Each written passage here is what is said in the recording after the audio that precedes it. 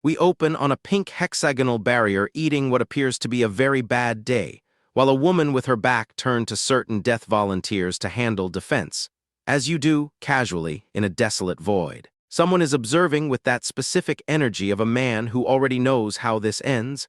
Someone else's braid is having a bad feeling about it, and our smug, light brown-haired guy is smirking downward like he just got a notification he expected. Then scream, wide eyes, fresh wound in the snow. The holy trinity of Manhwa cold opens, delivered at speed, no filler, straight to the stab. Our smug guy puts a knife in the chest of someone who trusted him, blood dripping, and then, I want you to really sit with this. His critique of the situation is that they were too cocky.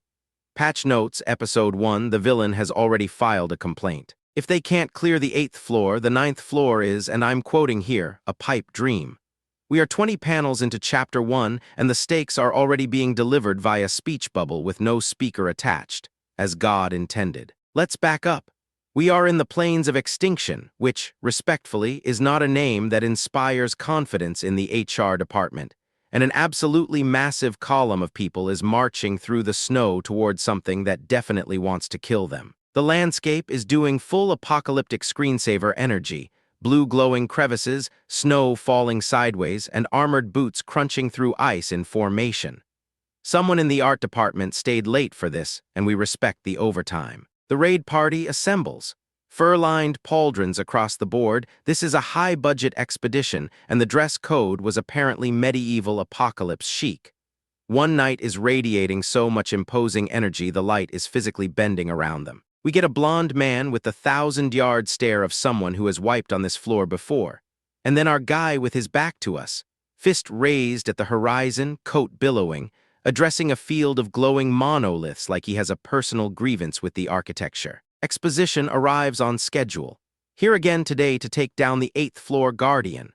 The man delivering this energy is identified as Kazuki Kyojo, rank 6, Blue Zone Guild Master, which is the Manhwa equivalent of showing up to a dungeon raid with a LinkedIn badge. The soldiers lock in and march.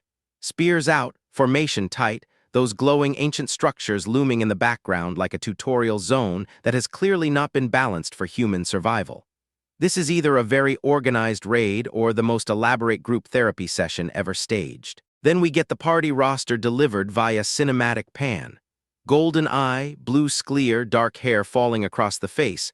That's our protagonist doing the mandatory I contain multitudes close up. Behind him, a crew that includes a muscular red-haired man who is already smirking, a winking blonde woman, and a white-haired hooded figure who is giving absolutely nothing away. Someone calls out Subaru, there's our protagonist's name, and he turns around to a handshake with a smiling man who seems genuinely delighted to see him, which in a Manhwa Tower raid context means this man is either very important or about to be very dead. Subaru was apparently the first one here, which tracks. The type of guy who raises his fist at empty snowfields for motivation is absolutely showing up 40 minutes before call time. Someone asks if the Murim Alliance is joining this run, and the answer is basically, yeah, obviously Subaru Narukami is leading it, they are not going to miss this. Subaru slides something to Kazuki. Hand off, confused handshake energy. And then we get the item window, Archangel's Blessing, rank legendary, equip level 50+, recovers 50% fatigue when you hit 100% exhaustion, 1 use remaining. The system, which has not been given a personality but is developing one out of spite, has decided this item belongs in the raid. The recipient, blonde, red-eyed, already sweating in negative-degree temperatures, holds up this glowing red and gold medallion with the expression of a man who just received a gift he absolutely does not feel worthy of, which in Manhwa is the correct face to make when someone hands you a legendary consumable. Then, in the middle of a pre-raid gear check on a death floor, Subaru asks, "Hey, when this is over, do you want to come back to Blue Earth?" The glowing angel medallion catches the light. The silence is doing a lot of work. There is an ellipsis. That ellipsis has feelings. Subaru puts a hand on Kazuki's shoulder and then something hits. Fast, an impact out of nowhere. Both of them react immediately, and someone, with the calm of a man who has already checked the calendar for today's near-death experience, simply says, "It's here." Nobody expected it this soon. Which, classic floor guardian behavior, showing up before the party finishes their pre-fight dialogue like some kind of aggressive dungeon middle manager. The energy that arrives is teal, swirling, and absolutely not interested in waiting for everyone to buff up. Warriors get hit by light streaks, and the screaming is immediate and sincere. Someone shouts to prepare for combat, which is a generous amount of communication given that people are already airborne involuntarily. The name card drops. See Dragon Hydra. And then we see it, not one head, multiple heads, glowing blue, all teeth, all aggression, materializing from the dark like the game just loaded the mid-boss and forgot to include a loading screen warning. Subaru turns to face the entire thing from behind, which is a composition choice that says I am the protagonist, and the monster is merely a difficult NPC. He addresses the Hydra, and I will quote this verbatim because the game writers absolutely did not miss, "You ugly bastard." Golden energy pours from a gloved hand. The system window activates and informs us, with the energy of a very concerned smartwatch, that lightning energy is coursing through someone's body. Subaru's glowing blue eye is visible through the mask, and there is a UI element floating nearby that has clearly been following him around waiting for this moment. Yellow and black energy erupts. A golden armored figure steps forward and delivers the most direct declaration of intent in this entire chapter. Today is the day you die. The Hydra, for its part, shows us an extreme close-up of its eye, red slit pupil, and all, which is the dragon equivalent of I'm going to need you to say that again. The Hydra powers up, teal energy floods the frame. Breath attack incoming, Kazuki calls it out, full panic, cover now, and from somewhere off to the side, a hand on a sword hilt says simply, no need. The Hydra, confused, asks what are you? Which is genuinely a great question because Subaru is now surrounded by multiple glowing serpentine energy dragons that he has apparently summoned from his own vibes, and the Hydra is discovering that it has accidentally initiated a 1v1 that is actually more of a 1v-many. He stands in front of the beast, sword in hand, another figure on the ground behind him, and the sky above is lightning and debris, and this man looks absolutely at home in it. This is the face of someone who has been doing this long enough that apocalyptic dragon standoff registers as a Tuesday. The Hydra blasts. He goes into it. Blue energy streaks across the frame, black brushstrokes, and Subaru launches himself airborne mid-blast, surrounded by yellow lightning, kicking downward into a sea of enemies below with the energy of a man who has completely lost interest in conventional survival tactics. Wide shot. The multi-headed Hydra is now airborne with wings out, energy descending from above. The army is charging across the tundra, green blasts firing from the foreground. A starburst crack opening in the sky. This is either the climax of the raid or a very aggressive patch being deployed to the server mid-session. Kazuki is watching this with the expression of someone who has just seen their mentor do something incomprehensible and needs several minutes to process. The red-haired guy is already calling it amazing.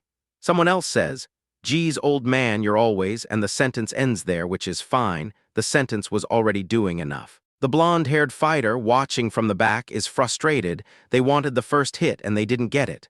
We respect this. Deeply.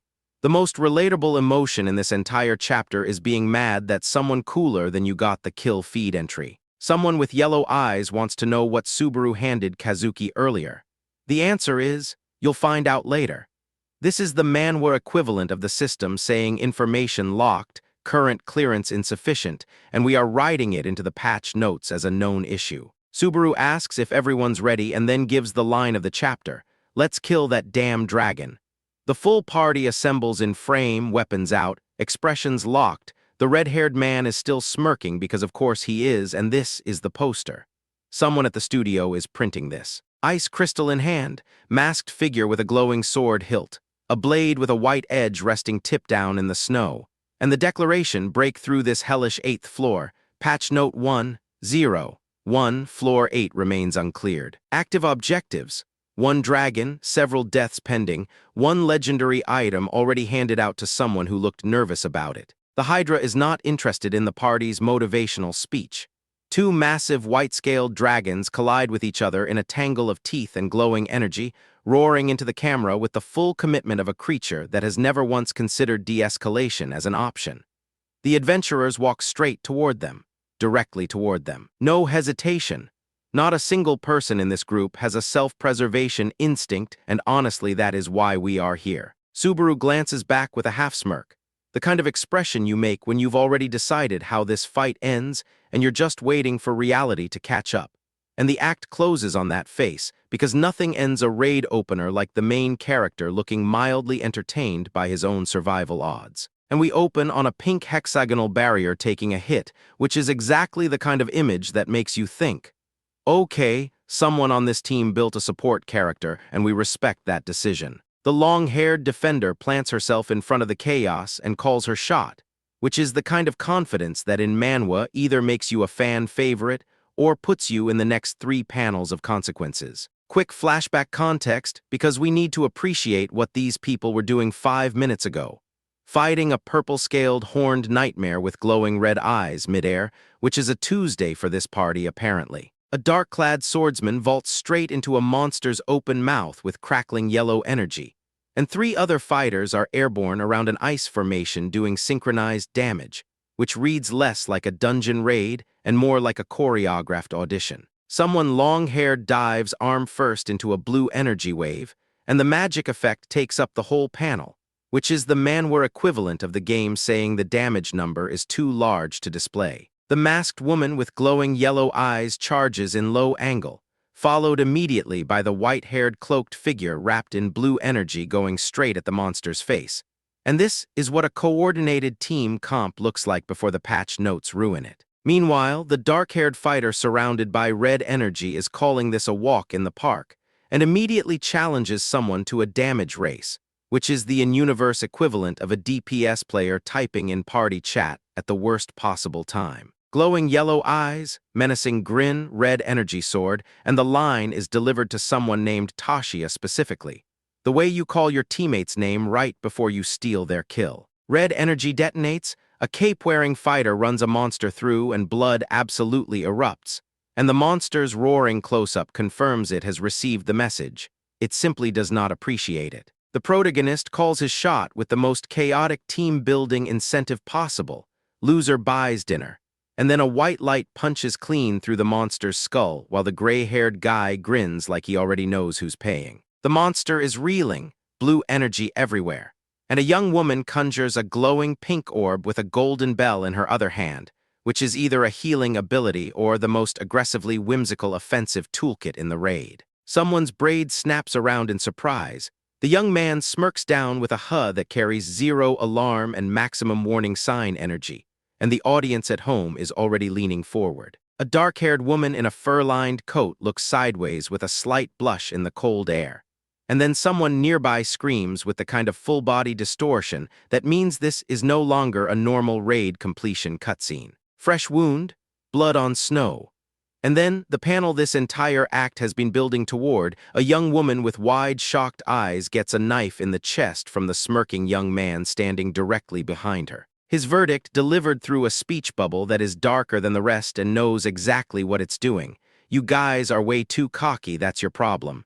Outstanding villain line. 0 notes, horrible human being. 5 stars. Someone activates in response, masked, fist clenched.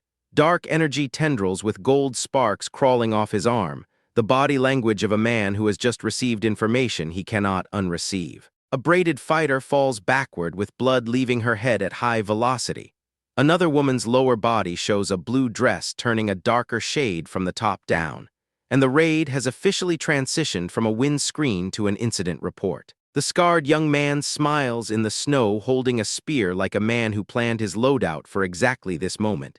And somewhere behind another party member, something sharp enters a skull from the back. He looks directly into the camera with blood on his face and a smile that says, "I would do this again," and the wounded figure on the ground delivers the only appropriate line. This isn't the time to be looking away. A masked figure stands in front of a looming dragon-shaped shadow with glowing eyes, and from somewhere in the wreckage, a voice asks Kazuki why. The dragon does not answer. Kazuki definitely does not answer. The vibe answers. A blood-stained sword, a closed grip, snow coming down, achievement unlocked, ate the cake and also stabbed everyone at the party. Wake up. There is an object glowing at you with what I can only describe as narrative urgency. And someone is already calling out a name that is not yours, because you are not you anymore, and the chapter has decided to skip the gentle onboarding. You are Subaru Hasoi now, apparently broke Subaru Hasoi. The game has already looked at the room and passed judgment, and the system is not being subtle about it. Search query, blue eyes. Results, 0. The system, which is slowly developing a personality out of spite, has decided that the most important person in this story does not exist as far as the database is concerned, and our guy is staring at this screen like it personally wronged him. He is scrolling through profiles on a little futuristic transparent tablet, which is absolutely the future equivalent of doom scrolling at 2 in the morning trying to figure out if someone you know is still alive, which is exactly what is happening here, let's be honest. And then he sits on the bed, grabs his head with both hands, and fully marinating in the distress of the situation, which is the correct response, for the record, to waking up in someone else's body with a dead person's name and a system that can't find your entire life story. But let's rewind, because this chapter actually opens with a declaration so committed it deserves its own monument. He is not letting someone pull that again, ever, full stop, delivered in the most aggressively spiky speech bubble the artist could legally render. Glowing blue eyes, white tank top, the whole aesthetic activated, he is going to make his second chance count, which is the regression speedrun's equivalent of clicking New Game Plus and immediately setting the difficulty to Nightmare before the tutorial is finished. He looks up startled, because there is already someone kneeling at his feet, which is a social situation most of us are not equipped to handle before coffee.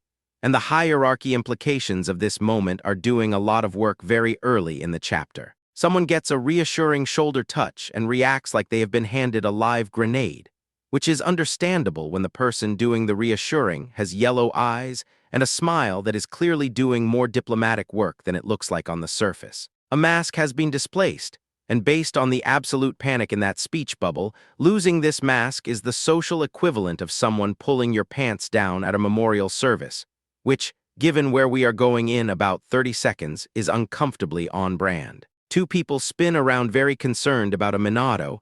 Our guy puts a hand on somebody's shoulder and tells everyone to relax. It was just a light bump.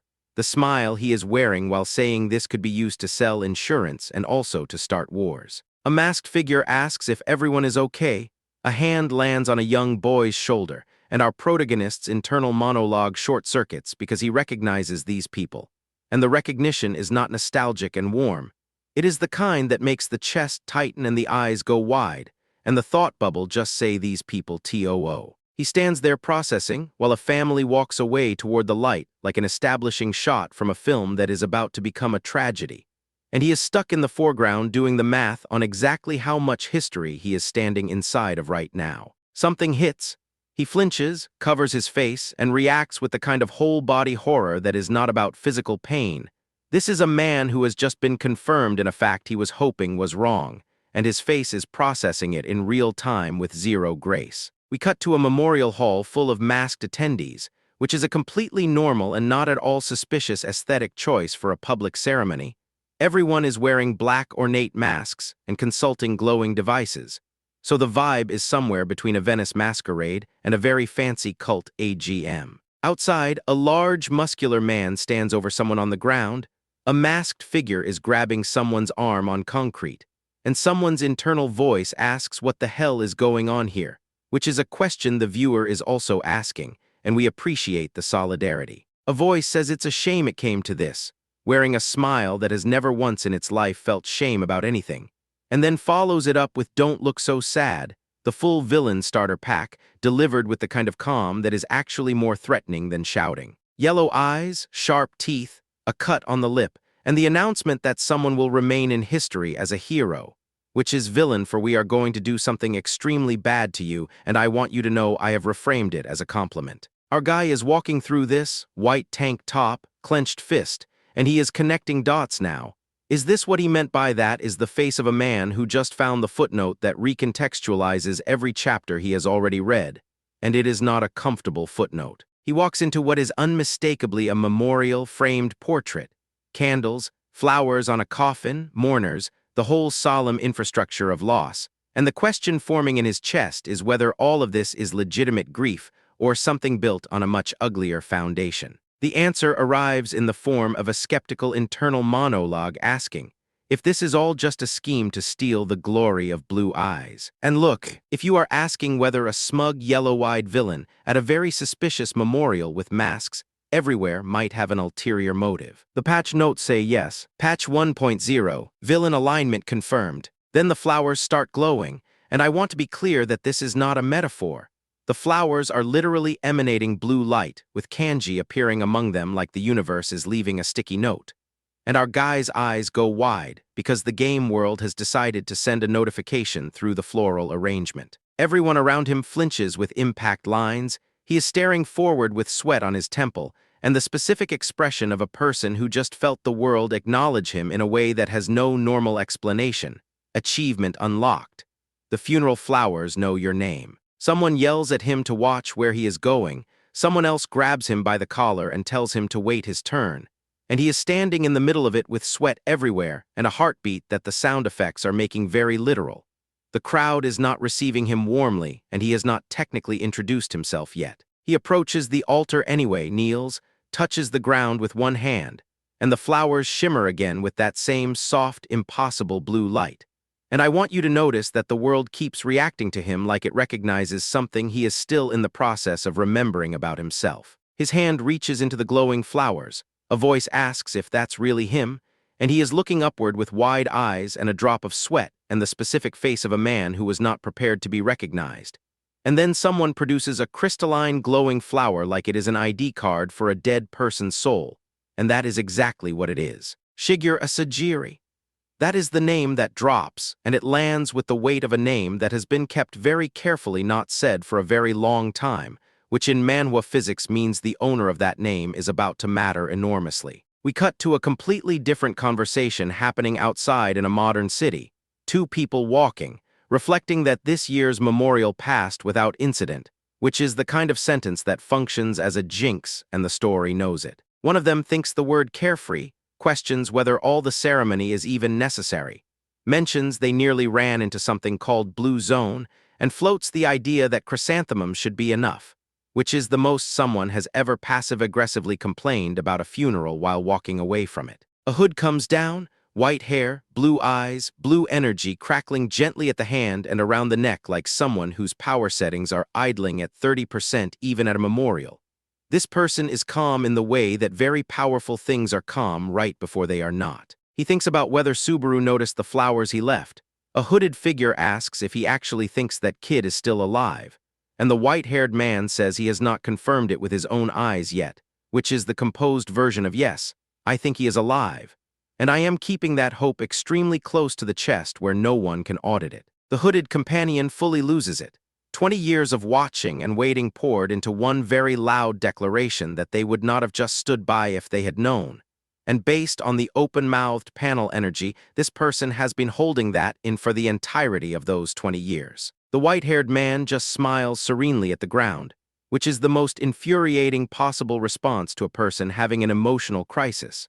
While somewhere else entirely a man is doubled over exhausted, and someone is asking, quietly, carefully, if she is really alive, which lands as the most significant question this chapter has asked yet. The exhausted man slumps under a green tree at sunset, having clearly just run the kind of errand that costs you something. And we complete the loop back to Subaru on his bed, grabbing his head in both hands, sitting in a broke man's room, carrying a dead legend's weight, with a system that cannot find the name he is actually looking for, and a glowing flower that somehow found him first. Patch 1.0.3, identity system overhauled, old save file not found, new character assigned, previous achievements untracked. Previous name not in the database. Previous life apparently a very big deal. Good luck, Subaru, or whoever you actually are. And we open on our guy absolutely demolishing a goblin with a glowing blue energy arc, which is objectively a cool way to start any act, and also a pretty strong argument that the tutorial difficulty settings were miscalibrated from the jump. He pauses to reflect on the body he woke up in.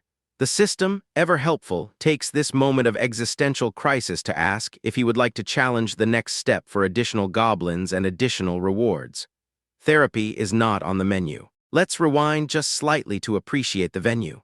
The tutorial exam hall, a grand multi-story building with columns and arched windows that is doing entirely too much architecturally for what is functionally a goblin killing range. Exam Proctor Huger, A bald man with a magnificent white beard and deeply crossed arms stands over 3 already defeated bloody bodies and watches the proceedings with the energy of a PE teacher who has seen too much and stopped caring before any of us were born. The other participants are going through it. One guy with a top knot finishes off a pair of goblins while absolutely soaked in his own blood, and Huger's assessment is that he barely passed, delivered with the warmth of a form rejection email. Another participant kneels in shock next to a fresh corpse, sword trembling, and the system immediately goes. Next, a dead goblin lies on the tile, the question hanging in the air, and the answer from the room is a very firm no. The system explains the deal. Every additional step adds goblins, every additional step adds rewards, and every additional step is apparently optional, which several participants discover with great enthusiasm the moment they read the words 3 at once and immediately tap out with the full force of their convictions. Meanwhile, one participant is still going, sword glowing blue, and someone in the crowd has already written him off, calling the ceiling of his run right to his face in the way that only side characters in Manhwa feel empowered to do. Huger watches a goblin dissolve into blue energy particles on the tile, picks up his little evaluation device, and thinks to himself that he cannot believe he has to pass a wimp like this, which is perhaps the most passive-aggressive thought in the history of proctored examinations. The broader assessment of the cohort is devastating. Aside from one person clearing step 20, the entire intake shows no promise whatsoever, and a large, shadowy figure with clawed hands agrees from the sidelines, which tells you everything about the quality bar when the demon in the corner is your harshest critic. Huger sighs the sigh of a man who chose this job and is now regretting the choice sequence, picks up his device again, and the system, already loaded and ready, confirms, generating 2 goblins. Our protagonist walks forward across the tile, sneakers, dark jacket, sword in hand, while Huger watches with a tablet and the expression of a man who has audited several hundred of these and is prepared to be thoroughly underwhelmed one more time. The system window goes live. The goblins spawn in glowing blue, and they immediately lunge forward with spiked clubs and glowing red eyes, because that is their entire personality, and the system did not give them a second one. Huger barely gets through announcing the start of the tutorial before our guy is already moving, not walking, not jogging, full kinetic lunge, blue energy rectangles lighting up the ground under him as he closes the distance before the sentence is finished. Something very bad happens to a goblin, and the evidence of it travels past Huger's head at speed, which earns the most perfectly calibrated wide-eyed look a bald proctor has ever produced. Huger observes from a distance as a shadowy arm dissolves into red particles on the tile, our guy standing over it with blood on his chest, and a smug expression that is doing more commentary on the difficulty level than anything we could add. Step climbing begins in earnest, and the energy starts crackling, blue lightning, wide panicked eyes, Huger screaming at the edge of his operating parameters. And we are now officially in sportscaster territory. Enemies are dropping. He hits one, wait, 2 at once. The floor is a crime scene. He's standing in it like a man checking his email. And Huger realizes he's not swinging blindly. He's reading 2 moves ahead. No, 3 moves ahead. The shock on the proctor's face is doing a full 5-stage grief sequence in real time. He's going for the flanked one. Blood off the hilt. Huger out loud, that's not just swordsmanship. Correct observation, Huger. We have been trying to explain this from the beginning. Movements Huger can't replicate. And our guy looks back over his shoulder with golden eyes and a smirk that should be illegal to deploy against someone who is technically your examiner. Huger's eyes are glowing blue now. Whether that's a power activation or just the look a man gets when his entire understanding of a tutorial exam begins to structurally fail is genuinely unclear, and I respect the ambiguity. A monster gets a sword through the neck. Someone nearby is kneeling collecting the aftermath into a stitched bag, which is a job that exists in this world, and we are not going to think about it too hard. Step 49 cleared. The system asks about the final boss with all the casual energy of a vending machine offering an upgrade. Our guy looks at it with purple glowing eyes, blood in the background, and stadium steps behind him, and the answer is obviously yes. Blue hands manifest, a wave of defeated green bodies on the floor, a sword held at rest. The body count at this point in the tutorial is a genuine patch notes issue, and we would like to formally flag it for the dev team. The ground cracks, blue lightning tears through the tile. A massive clawed hand erupts from the floor and the whole arena shakes with the kind of impact that suggests the final boss has opinions about being kept waiting. Goblins are physically launched through the air by the boss's arrival, which is a flex move, when you show up and the small enemies scatter before anyone throws a single punch. That's a strong entrance. Honestly respect the commitment to the bit. The system, which has not been given a personality but is developing one out of spite, displays a single word: kill. And that is when Huger, sweating, eyes blown wide, finally drops the line that recontextualizes this entire act. Wait, you're not Narukami, which means our guy has been casually dismantling a tutorial designed for someone else, in a body he didn't ask for, and the system just watched it happen and said nothing, because of course it did. A bandaged arm reaches out from the blur, and we are left with more questions than we started with, specifically.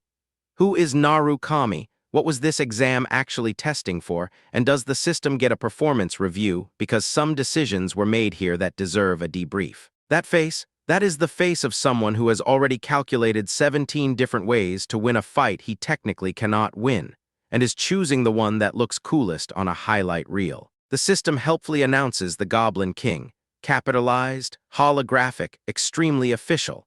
And then the Goblin King immediately proves the title is earned by going full enrage mode before anyone has even finished reading the UI. The veterans in the arena lose their minds, specifically the bald guy with the mustache, who is yelling with the energy of someone watching a junior dev push directly to production on a Friday afternoon. The warning from the crowd is textbook. Don't get greedy, the stat gap is insurmountable. No amount of skill closes a hard numerical deficit. Which, valid, this is literally the premise of every RPG ever made until the protagonist decides it isn't. And Subaru acknowledges it, genuinely, actually, out loud.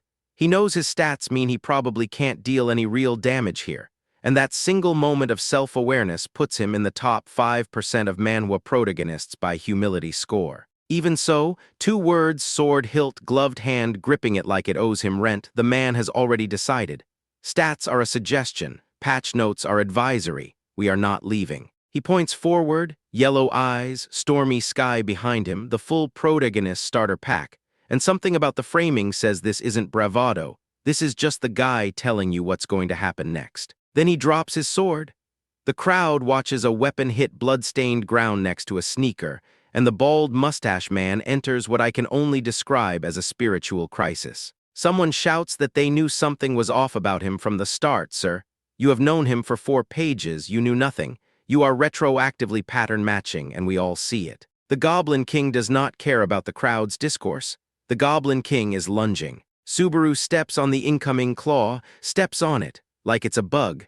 Like the Goblin King just tried to pet him from below and got shut down. He walks, then something small, dark, and glowing blue goes somewhere it was not invited.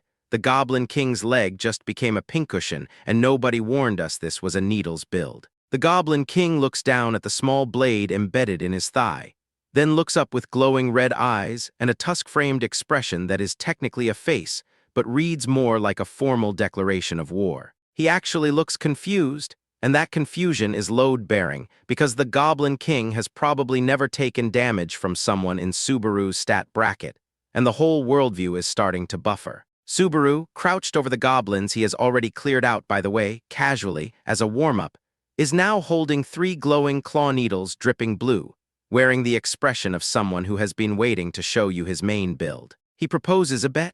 Needles into the Goblin King's leg, several already embedded. The terms are whether you take me down first or I fill you with enough holes to qualify as ventilation. And that line is doing a lot of work for someone in the underdog slot. The smirk on his face and the glowing blade in the foreground and the blue liquid just casually dripping. This man is running a full poison dex build at level whatever and looking smug about the math. Honestly, respectable. Yellow eyes locked. The throw goes, multiple glowing needles all at once, and his face has the calm of someone who has done this particular side quest before. He demands the Goblin King's answer. The Goblin King's answer is pain and purple energy, and the kind of roar that means the stat block is being actively challenged for the first time in its career. The king comes back with teeth, full open-jaw lunge, the kind of attack that has absolutely no counterplay listed in the tutorial, and lands something because Subaru takes a hit and the impact markers do not lie. but Subaru's already standing over two more downed goblins, and then the axe swings, and then Subaru isn't where the axe expected him to be, and the Goblin King is learning that high stats and good aim are not the same skill. Blue energy kick?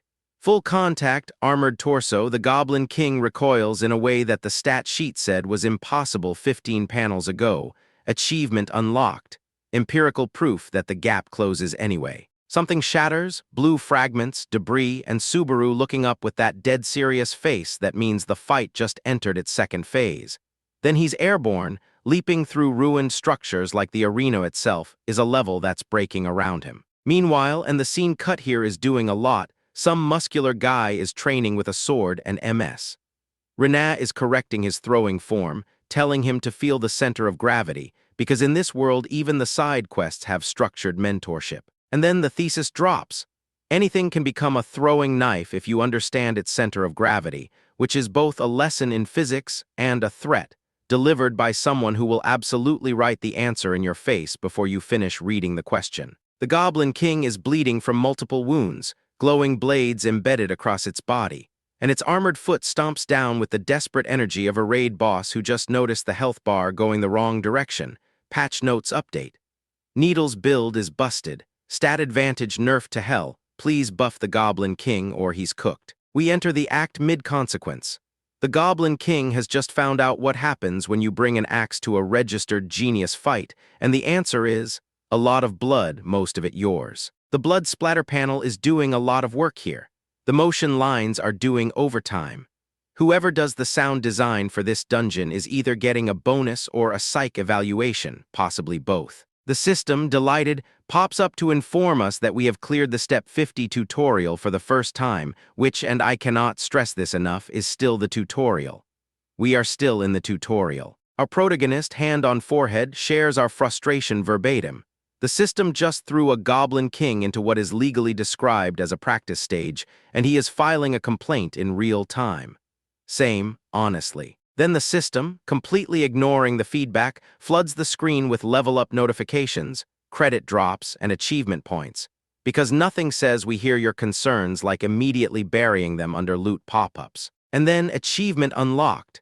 Tutorial shop, stage exclusive, 2,425 points in the wallet, cannot be transferred, cannot be refunded, please spend responsibly. He's staring at the shop interface with the energy of someone who has never seen this screen before in any prior run, which, for a regression protagonist, is actually meaningful information. This is new content, people. We are in uncharted territory. The shop itself is the standard low-budget RPG starter catalog. HP potions, a medicinal robe, something called cross-cut, all priced like a Steam sale on a Wednesday. Nothing flashy, nothing suspicious, nothing to see here. And then he scrolls and finds a weapon that is dark red, ornate, aggressively spiky, and named the Nameless Demon Sword, which is a bold naming choice for something that is very clearly named. 1,000 achievement points. The eye goes wide. We understand. The catch, because there is always a catch, is that it feeds on HP to function, which means you are literally paying for power with your own body, which is either very dark thematic writing or just the standard premium weapon business model. He pulls up the alternative. The Holy Sword Miranda, 1,400 points, reduces fatigue, extends combat duration, silver, elegant, the responsible adult choice, the kind of weapon a financial advisor would recommend inside a dungeon. Demon Sword, destructive, risky, probably haunted. Holy Sword, safe, efficient, tasteful. He stares at both. He sweats. Neither really clicks. The man is standing in a shop with over 2,000 points and somehow experiencing decision paralysis. We have all been here. This is the Amazon checkout screen. There is literally a scale of justice behind him while he deliberates, which this Manhwa deployed without irony, and for that, we respect it completely. He knows these initial points matter. He is playing the long game, which means we should probably be paying attention. Then he scrolls further, realizes the shop goes deeper, touches the interface with the energy of someone who just found a hidden menu, and we watch the exact moment a plan begins to form behind his eyes. The sweat drop changes texture. It becomes a sweat drop of interest. A skull wearing a crown on a purple background. The skill is called Wedge of Greed. It costs 1,400 points, and its effect is suppresses side effects of skills and items used by the user. The system, developing a personality out of spite, has quietly listed an anti-self-destruction skill inside the practice shop. Noted. He has never seen a skill with an effect like this, which, again, from a man running a regression playthrough, is the equivalent of a Pokémon speedrunner finding a move that doesn't exist in their version of the game. Something is structurally different about this run. The math clicks. Wedge of Greed suppresses debuffs. Demon Sword deals damage through HP consumption. Lightning consumes HP and inflicts debuffs. Stack all three, suppress the downside, keep the upside. He taps the button. Purchased. Demon Sword purchased. 2,400 points responsibly spent. The financial advisor weeps. He equips the Demon Sword, looks directly into the middle distance with yellow eyes and a smug expression, and the energy is immaculate. This is the face of a man who has just unlocked a build that should not be available in Chapter 4. He test swings it. It works. The white-haired old man watching this whole sequence, who has apparently been judging every purchase like a stern guidance counselor, concedes, good choice, high compatibility. The old man pats him on the chest with the energy of a disappointed teacher who is secretly impressed and cannot admit it. Enter Hyuga, supervisor. Apparently cannot understand the build choice from a supervisory standpoint, which is a sentence that sounds like it was generated by HR software, but is delivered with total sincerity. The old man stares at him with the expression of someone doing a background check in real time. Hyuga's critique: the skill might not be useful, it's not efficient, and he wants a full explanation. Our protagonist, holding a demon sword and operating on regression knowledge no one else in this room has access to, would like Hyuga to know that he is not going to explain every little detail. Hyuga looms. The mask is very large and very close to his face. The protagonist is, to his credit, still holding the demon sword and not actually moving, which is either confidence or a speedrunner's refusal to engage with optional dialogue. Hyuga ultimately lets it go because, quote, you must be tired right after the exam, and the protagonist smirks because he absolutely is not tired. He just defeated a boss with a build he engineered from scratch. But sure, we can attribute it to fatigue. Then the old man clocks the name, Hyuga, and something shifts. There is history here. The kind of history that gets described as snot-nosed brat in polite company, which means this story has a pre-existing beef subplot we have not been formally introduced to yet. A nervous brown-haired kid materializes and asks for an autograph. Hyuga responds that he does not have one. Not that he won't give one, that he literally does not have an autograph, as if the concept has never been relevant to his existence and he sees no reason to start now. The old man explodes about etiquette, about how in his day learning manners was the first step to becoming a player, and our protagonist responds by noting that times have changed, just like the amount of hair on his head. The demon sword is not the most dangerous thing he is carrying. The old man, unable to accept this, announces with total commitment that he will personally drill manners into this child from scratch, which is the most unhinged overreaction to a bald joke we have ever witnessed, and we have seen a lot of Manhwa. He pivots immediately into a guild recruitment pitch. Chivalry Guild, personal scouting. Rare. The protagonist declines without ceremony, at which point a bystander helpfully whispers that supervisors basically never personally scout people, as if that information might change the answer. It does not change the answer. The system, cutting through all of this interpersonal drama with perfect timing, asks one question: move to the second floor? He says move. No deliberation, no drama, no final look at the man still mid-recruitment pitch. Just move. He vanishes in a burst of blue light before the old man can finish extending his hand, which is honestly the cleanest way to exit a guild recruitment conversation, and we are taking notes. And we arrive on the second floor, which is an open-air market. Vendors hawking deep-sea fish from Runeterra, special dried meat, Murim-made silk next to Earth-made leather jackets. This floor is apparently the interdimensional night market nobody put on the brochure. He goes quiet. He says he is back in this place. He seized a chance he normally would not have gotten. The expression is small in content and the blue glow is soft, and for exactly one panel we set the comedy down and just let the regression weight land. He has to handle things better than before, for the comrades who might be waiting. The sky is blue, the city is alive, there is a glowing green ribbon floating in the air between buildings, and somewhere out there a red-haired man is carrying a defeated monster home like groceries and grinning about it, which means the second floor has characters, and at least one of them is going to be a problem. Training Room 5 just sent its invoice, and the currency is structural damage. We open on the kind of impact that makes the front desk guy briefly question every career choice he's ever made. The old man at the desk wakes up mid-drool, blinks at the ceiling, and his first conscious thought is whether he is still dreaming. A totally reasonable question when your training rooms sound like a demolition site. He clocks the timer, realizes barely 10 minutes have passed, and his expression cycles through every stage of grief in about 2 seconds. He told this kid to use room 1, he said it clearly, and here we are. Door number 5 is vibrating on its hinges like it owes someone money, and our guy steps out from behind it looking like a man who just had a very productive argument with the laws of physics. The old man peeks around the door frame like he's checking a crime scene, opens it the rest of the way, takes one look inside, and begins shouting with the energy of a man who deeply regrets the no-refund policy he himself set. And here is what he saw. A giant rolling sphere, scattered arrows, bodies on the floor, a room that used to have walls and now has opinions about where walls should go. Training Room 5 has been thoroughly uninstalled. A golden sword embedded in the rubble like a loading screen asset that never despawned. A crescent blade lying in the debris like it retired mid-fight. The room is asking, with genuine distress, what happened here and honestly same. Cut to morning. Our guy stretches in bed, winces, and reflects that if the nameless magic sword had been a normal cursed weapon, he would have absolutely cooked himself. The sword absorbs HP to boost stats, which is a very aggressive monetization model. He sits in a cafe looking pensive. The physical toll went down. He actually managed to draw out the sword's power, and the sweat drop on his cheek says this is the calm, calculating version of him doing a post-session performance review. Quick flashback to the training session itself. He grips the nameless magic sword, it recognizes him, and the system immediately pops up to announce that all abilities are temporarily increasing. Patch notes. The buff has a subscription fee paid in your own blood. The backlash hits and his face says everything, teeth clenched.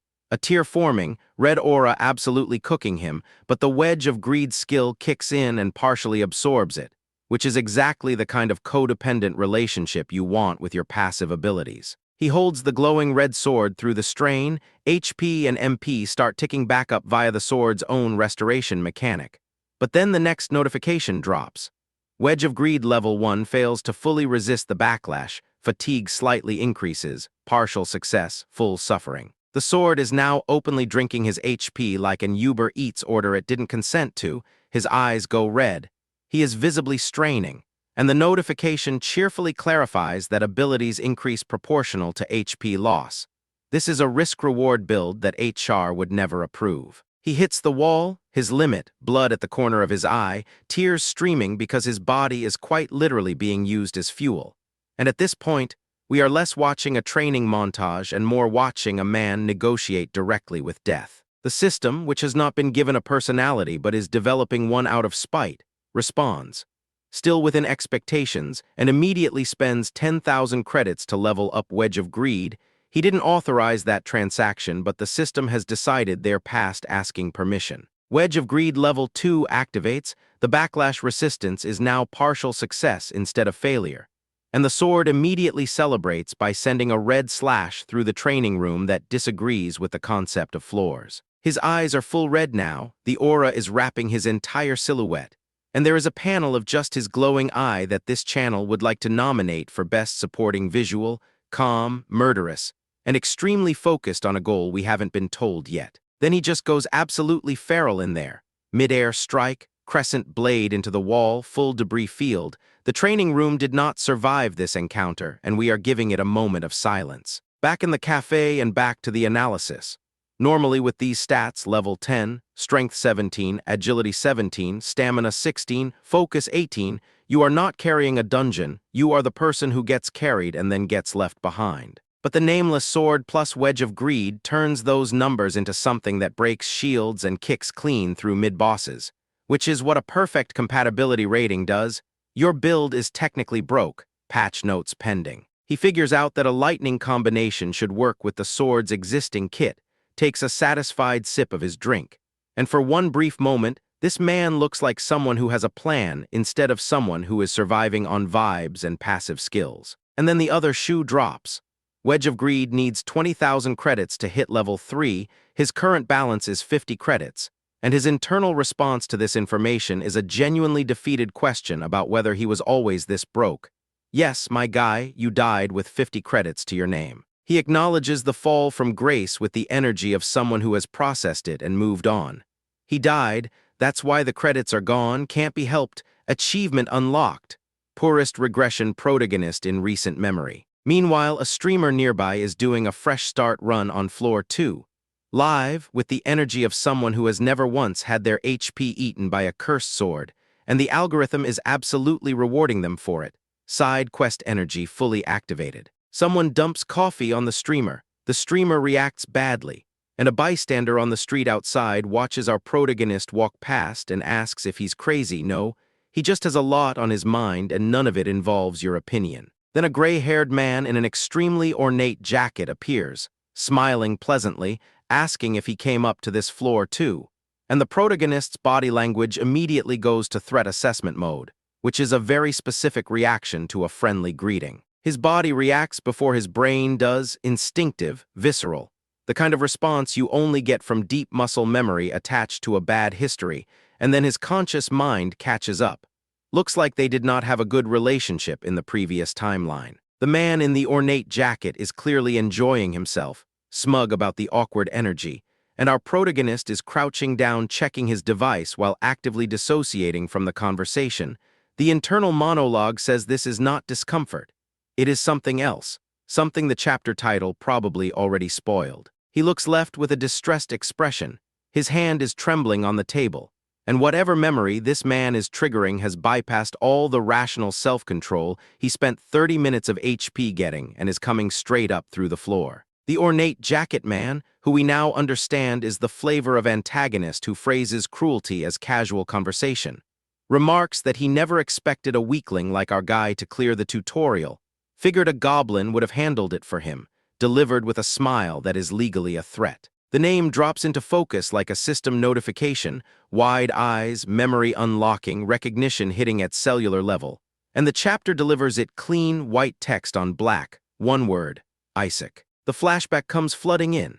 A younger version of our guy, dirt on his face, tears running, asking why, and Isaac's past self responds by finding the question deeply inconvenient and the answer deeply optional. Isaac, crouching over the kid in the white shirt, explains in that calm, abusive authority figure voice that the name annoys him, that the kid can't follow simple instructions, with the red glowing eyes of someone who has decided this is fine and normal behavior. The kid tries to explain that the credits he was given weren't enough, a completely reasonable point, and the flashback makes clear that this explanation landed exactly as well as you'd expect when the person you're explaining it to has already decided to hit you. He gets struck, the broken object hits the floor, and Isaac leans in to deliver the full terms and conditions. That box is your home now, you are never getting out, no exceptions, the villain origin story is not being subtle, and we are not okay. The warnings land one after another, step out on your own and you know what happens. What kind of idiot just takes a beating, and the younger version of our protagonist sits there with his yellow eyes, processing, filing every single word away for later. Then adult Isaac, back in the cafe, recounts how he cleared step 20 in the tutorial and broke his father Lord Reinhardt's record. And Supervisor Hugo gave him praise.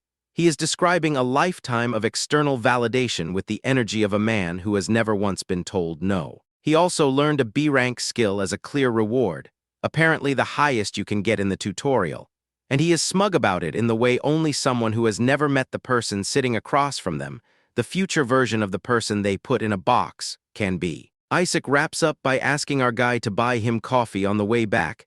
Anything cheap is fine, just pick whatever, and our protagonist holds his mug, looks over his shoulder at him and says, "Buy your own coffee." Isaac clocks the change immediately, the wide-open staring, the snapping back, the refusals, and asks with genuine curiosity if his soul got swapped somewhere, which is the most accurate thing this man has said all chapter and he has no idea. And then our guy puts it on the table plainly. He doesn't have time to take care of your revenge arc, there's a queue. But if Isaac gets in the way of his revenge, his own, personal, preloaded 30 minutes of HP already invested revenge, that is a different story entirely. Isaac's eye goes wide, The tension slams into the room like a sound effect the translation left in Korean, and our protagonist's fist is already clenched before the conversation has technically become a confrontation. Isaac grabs him by the jacket and tells him to let go if he knows what's good for him. And the man who just spent 30 minutes being eaten alive by a cursed sword, who has 50 credits, a B-rank nemesis, and nothing left to lose, looks back over his shoulder with the calmest expression we have ever seen on someone holding a revenge cue. Patch notes 1.0.7. Tutorial cleared, villain located, first direct contact established. The revenge arc has officially left early access. Wake up, dead. Immediately do the obligatory hand stare. Manhwa physics. Hand staring is how you confirm you've been ice-kai'd. Except our boy's not staring at his hands, he's staring at the guy who just tried to reenact every workplace harassment PSA in one conversation. Internal monologue says I can't cause a scene in front of this crowd. Buddy, you are the scene. The crowd is just background NPCs waiting for their dialogue to unlock. Someone's gripping his arm like he's a limited edition figurine at a convention. Enter Isaac Reinhardt, stage right, laughing like he just read his own fanfiction. The face of a man who peaked in high school and has been coasting on that B-rank skill ever since. Don't be scared, I was just giving you a little scare like old times. That's not banter, that's a confession. The hand on his arm with those gold-trimmed sleeves. You're still as much of a small fry as ever. The tutorial dismissal. This is every griefer who ever teabagged you in a game and called it just a prank, bro. The protagonist's trauma is being monetized in real time. Protagonist raises a hand, not to strike, to calculate, though I get that you're feeling good about yourself but is doing so much heavy lifting it's getting overtime pay. Then he steps. 1 foot. The boot hits tile with the sound of a man who has decided. Red eyes, malicious smirk. If I wanted to, I could quietly make you disappear. Isaac's threatening the wrong guy. The protagonist already disappeared once. He's back on a speedrun. You can't threaten a man who's treating his own death like a tutorial skip. Be careful, my friend. The hand hold, the smile that doesn't reach anything. The my friend that sounds like a curse in 3 languages. Then they walk. SHHH. The sound of a protagonist deciding that revenge is a dish best served with compound interest. He looks back, blue eyes. What, my friend? The internal monologue is screaming. The mask is slipping. The system hasn't even booted up yet, and he's already running out of patience for this timeline's difficulty curve. Then the world splits. Cosmic purple on one side, demonic red on the other. The tower's loading screen is having an aesthetic crisis. This is what happens when your death game runs on 2 different engines and neither one has been patched since the beta. Exposition dump time, but make it fashion. Tower trials cost credits, virtual space, safe death, lose progress only. The narrator voice is doing that thing where it explains the mechanics like we're reading a terms of service agreement. Safety is guaranteed, famous last words of every MMO launch. But outside, real hunting grounds, real monsters, real you truly die energy, the orc general roars, 2 swordsmen prepare to become paste. The text box says growth is significantly faster. The subtext says we have a waiver for that. Skeletal remains, you truly die. The monster's mouth is still dripping with the last guy's significantly faster growth. This is the tower's business model, FOMO as a fatal condition. The safe route is slow. The fast route is a meat grinder. Choose your player retention strategy. There's no need to take life-threatening risks. The safer it is, the slower it is. The protagonist sits next to a dead green thing with a sword through its chest like it's a Tuesday. He's already doing the math. He's already bored. Then he sees it. Another masked streamer. 80,000 viewers. Peace sign to the 4th floor today. The donation alerts are popping off. The protagonist's brain does that thing where it connects 2 neurons and creates a startup. Streaming, credits, speedrun, content. He holds the tablet like it's a holy relic. How many people have used this same concept? The system answers, enough that there's a mission registered called Narukami Subaru is an idiot for 20,000 credits. The market has already priced in his humiliation. Efficient. He adjusts the mask. The sparkle effect is doing overtime. Then the real missions drop. Prove you can clear it, I'll generously add 15,000C without being stingy. The chat is betting on him like he's a horse race. He is the horse. He is also the jockey. He is also fixing the race. Narukami Subaru easily earning money through streaming. Subaru fighting monsters risking his life. The duality, the mask. The 50 credits in his account screaming poverty. He's doing the thing. He's becoming his own ghost. The cosplay is the reality. The stream is the sword. Dungeon cleared? Phew, the relief of a man who just remembered he can actually do this. The fallen monster with the red spike, the purple energy, he's not even breathing hard. First life, 30 floors of trauma. Second life, Tuesday afternoon content. White hair, smug, ornate weapon, blood splatter, someone else's highlight reel. All right, one more job then. The protagonist is watching the competition and taking notes. The competition is posing. One of them is playing a different game entirely. Orc foot, impact. Boss alert, Orc General has appeared. The tutorial boss has arrived fashionably late. The protagonist's internal monologue says orcs again, like he's complaining about the matchmaking algorithm. Even without poison needles, he has something better. He has the wiki. He is the wiki. He draws the nameless demon sword, the hum, the red glow, the I'm busy, I don't have time to waste on trash like you. This is not a hero's speech. This is a speedrunner's speech. Any percent no death until proven otherwise. The orcs are about to become content. System text, nameless demon sword absorbs the user's HP. All stats increase proportionally. Wedge of Greed LV2 resists the recoil. The build is coming online. The glass cannon influencer build. High DPS, 0 HP dependent on external validation. Wait, that's just streaming. Fast mode, he stomps the orc head like he's canceling an animation. The foot meets face with the force of a man who has done this before. The Orc General's minions are learning that trash was not a metaphor. It was a classification. Orc Warrior raises spear. Red energy. The protagonist is already behind him. The strike lands before the animation finishes. The shadow figure lunges. The camera can't keep up. This is what happens when you give a speedrunner frame-perfect inputs and a grudge. Quang, the sound design budget is being spent. He lunges with the red blade. Energy trails. The Orc General looks up and realizes this was not in the script. The tutorial boss has encountered a player who has already cleared the game. Patch notes 1.0 Tutorial bosses now have existential crisis mechanics. Scream, red eyes. The demon sword drinking HP like it's a sponsored energy drink. The protagonist is glowing. The protagonist is screaming. The protagonist is winning. This is not a fight. This is a demonstration. This is a trailer for the channel. Dungeon, whispering orc nest cleared. The system announces what the orcs already learned. Then the reluctant line, so I have to wear this again. The mask, the persona, the content cycle, even victory is just another costume change. I've clearly understood how streamers can earn money. The white panel, the bold text, the hand to the face. I'll go all out with what I'm good at. The protagonist has found his meta. The meta is being himself, but masked, but streaming, but also kind of dying. The modern creator economy. The mask goes on, black and gold, the light from above like a spotlight, the stride forward, the sword in hand. Narukami Subaru has started a live stream. One viewer, the loneliest number, but one is infinitely more than 0 and 0 is where he started. The grind begins. Souten Entertainment. The building, the office, the empty desks. The woman with the red and gold hair ornament looking stern. This is the agency that will discover him, sign him, exploit him, or be left behind. The talent scout who doesn't know she's about to become a protagonist accessory. She holds the glowing device. Gritted teeth. RRHHH. The desk slam, the card crack. The blue-haired man flinching like he's been caught in a gacha pull he can't afford. Hatsuka. The name is coming. The name is always coming. Remember, if the self-censorship sound comes in first, it's 1,000 credits, right? The bureaucracy of streaming, the monetization of morality. So what happened? Who is it this time?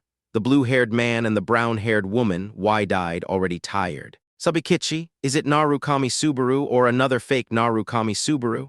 The question that defines the era. The real one is dead. The fakes are multiplying. The concept has overtaken the man. Who knows? Maybe it's a hybrid of both. The most accurate description of internet identity ever committed to manga. Since the original Narukami Subaru isn't appearing, if the concept overlaps, the biggest one is pretty much the original. The logic of simulacra. The copy becomes the real when the real stops showing up. Everyone and their mother is cosplaying as Narukami Subaru and making a ruckus. We live in a society. Is live streaming dead already? The eternal question. Don't say scary things. The eternal response. We're able to make a living thanks to streamers, you know. The eternal dependency. They don't even know the first thing about it. The eternal contempt. This office is every creative industry ever. Even players who risk their lives climbing the tower find it tedious. The brown-haired woman shouting, the blue-haired man sweating. Hatsuka, the recognition, the sigh, the this again energy. Hatsuka is the believer. Hatsuka is the problem. Hatsuka is about to be right. Then why did you give up on the tower and linger in a place like this? The blue-haired smirk. The question that cuts. The answer that doesn't come. The tower rejects you and you become the person who watches others climb. The spectator's tragedy. The pensive look. The device in hand. If I were free, I'd properly look for new talent and shut your mouth. The frustration of middle management. The dream deferred. The woman yelling while he holds the phone like it's a grenade. Souten Entertainment is a powder keg of unfulfilled climbers. No, I dropped out because I lacked skill. Just keep quiet about what you're doing. The confession, the shame. Well, he started climbing the tower just to meet Narukami Subaru for a day, so. The motivation, the obsession, the parasocial relationship that literally destroyed a career. There's an amazing kid here. The exclamation, the discovery, the woman angry holding the blue card, the man in the suit partially visible. Hatsuka has found him. Hatsuka has found the real one, the fake one, the hybrid, the whatever, the believer believes. Narukami Subaru's new cosplayer. The Chibai announcement. The masked man looking down. One viewer. The loneliest stream. The stride through the cave. He's doing it. He's actually doing it. The most famous dead man in the tower is live and nobody knows. This is outrageous. The blue-haired Chibai. This is supposed to be talent scouting. Don't mess with me. The frustration. Why are you watching a second-floor stream? And with 0 viewers, the logic, the numbers, the despair of watching someone bet their career on a ghost in a mask. The blue-haired man shocked. The brown-haired woman concerned. The masked man looking down, the kneeling apology. Please forgive me, the power dynamic has inverted. The scout is begging. The talent is silent. The stream is live. The viewer count is about to become irrelevant. Starting the second floor first trial. The system voice, clear the dungeon of beginnings and exit. The objective. Achievement points will be granted based on monsters defeated. The economy. The protagonist is walking into the cave like he's clocking in.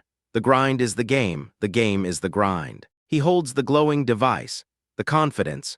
The second floor trial isn't so hard that it makes me nervous. The but hangs in the air. The hesitation, the feeling of being watched, the pressure, even a regressor feels the weight of performance. The stream is the sword, the chat is the shield. The chat pops, what floor is that? First time? 2 viewers, love money. The protagonist answers, yes, it's my first challenge. The honesty, the vulnerability, the calculation, every word is content. Every silence is suspense. The streamer brain is always on. Are you sure? Is it okay to stream? If it's your first time?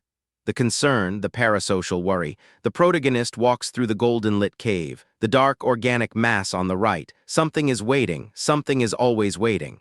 The chat doesn't know. The chat will learn. Fast mode, the bat manifests. Purple, one-eyed. Aggressive, the protagonist's shoulder glows. The energy manifests. The punch connects. The speed lines are doing overtime. The one-eyed bat is learning that first time was a lie. The streamer is a smurf. The smurf is streaming. The wing strike. The lunge, the squeak of surprise, then the punch, yellow eyes, mask-like face, the impact effect. The bat didn't sign up for this. The bat thought it was the tutorial. The bat is the tutorial. The bat is being taught. Blade clash, white flash, red energy, the impact from below, the tentacle shapes. One-eyed bat defeated, 1 achievement point acquired, the notification, the point. The grind, the protagonist is already moving. The stream is live, the content never stops. The masked figure. Glowing white eyes, golden light, dark energy, the streamer face, the persona, the mask that sees everything and reveals nothing. Narukami Subaru is live. Narukami Subaru is back. Narukami Subaru is earning 1 achievement point at a time and the chat has no idea what they've found. Welcome back to Manhwa. Patch notes, where the tutorial never ends and neither does my commitment to treating lethal tower climbing like a Twitch category. Layer 2 just dropped. And our boy's already speedrunning the starter dungeon like he's got a subathon timer ticking down. The system announces achievement points for monster kills, and chat immediately clocks him as a Layer 2 streamer, which in tower terms is like being a just chatting streamer trying to break into Elden Ring. The skepticism is palpable, the viewer count is 6, and the grind is real. He tells the chat he prefers challenging things alone, which is streamer for I have no friends and the algorithm is my only companion. 6 viewers. 6. I've seen VTubers debut to bigger crowds and they're just waving at a PNG. Internal monologue reveals the name Narukami Subaru is doing the heavy lifting on viewer acquisition, which is fascinating because in his past life that name cleared 30 floors and in this one it's struggling to clear double-digit concurrence. The brand recognition is there, the SEO is not. He finds some mud merman and immediately demonstrates that his reflexes are not, in fact, beginner tier. Chat does a collective double-take. Someone asks if anyone else saw that. No, chat, no one saw it. The VOD will not save you. This is live content, baby. 2 achievement points for the mud merman, and the protagonist's eyes are doing that thing where they glow yellow and promise violence. You know the thing, every manhwa has the thing. This is the thing. The one-eye bats swarm, and he pulls the nameless demon sword, which is still consuming his life force like a parasocial relationship consumes your will to live. The sword is doing the red-black energy thing, the bats are doing the screeching thing, and I'm doing the okay that's actually metal thing. Oh, he's going for and the bat just gets deleted. Chat asks what that was. Emperor, who has apparently seen some things, can only manage something? Happened. White roasts him for the understatement. The moderation team is not okay. Achievement notifications stack up like a speedrun PB. 2 one-eye bats, 2 more mud mermen, and the protagonist is standing on a pile of corpses like he's posing for a thumbnail. The demon sword is hungry, the chat is confused, and the content is flowing. Chat finally catches up. Pigeon user declares talent is everything. Sunny 486 notes he's sticking to his concept. Tambourine Master accuses him of riding Narukami Subaru's coattails, which is hilarious because we know and he knows and the coattails are his own damn coattails.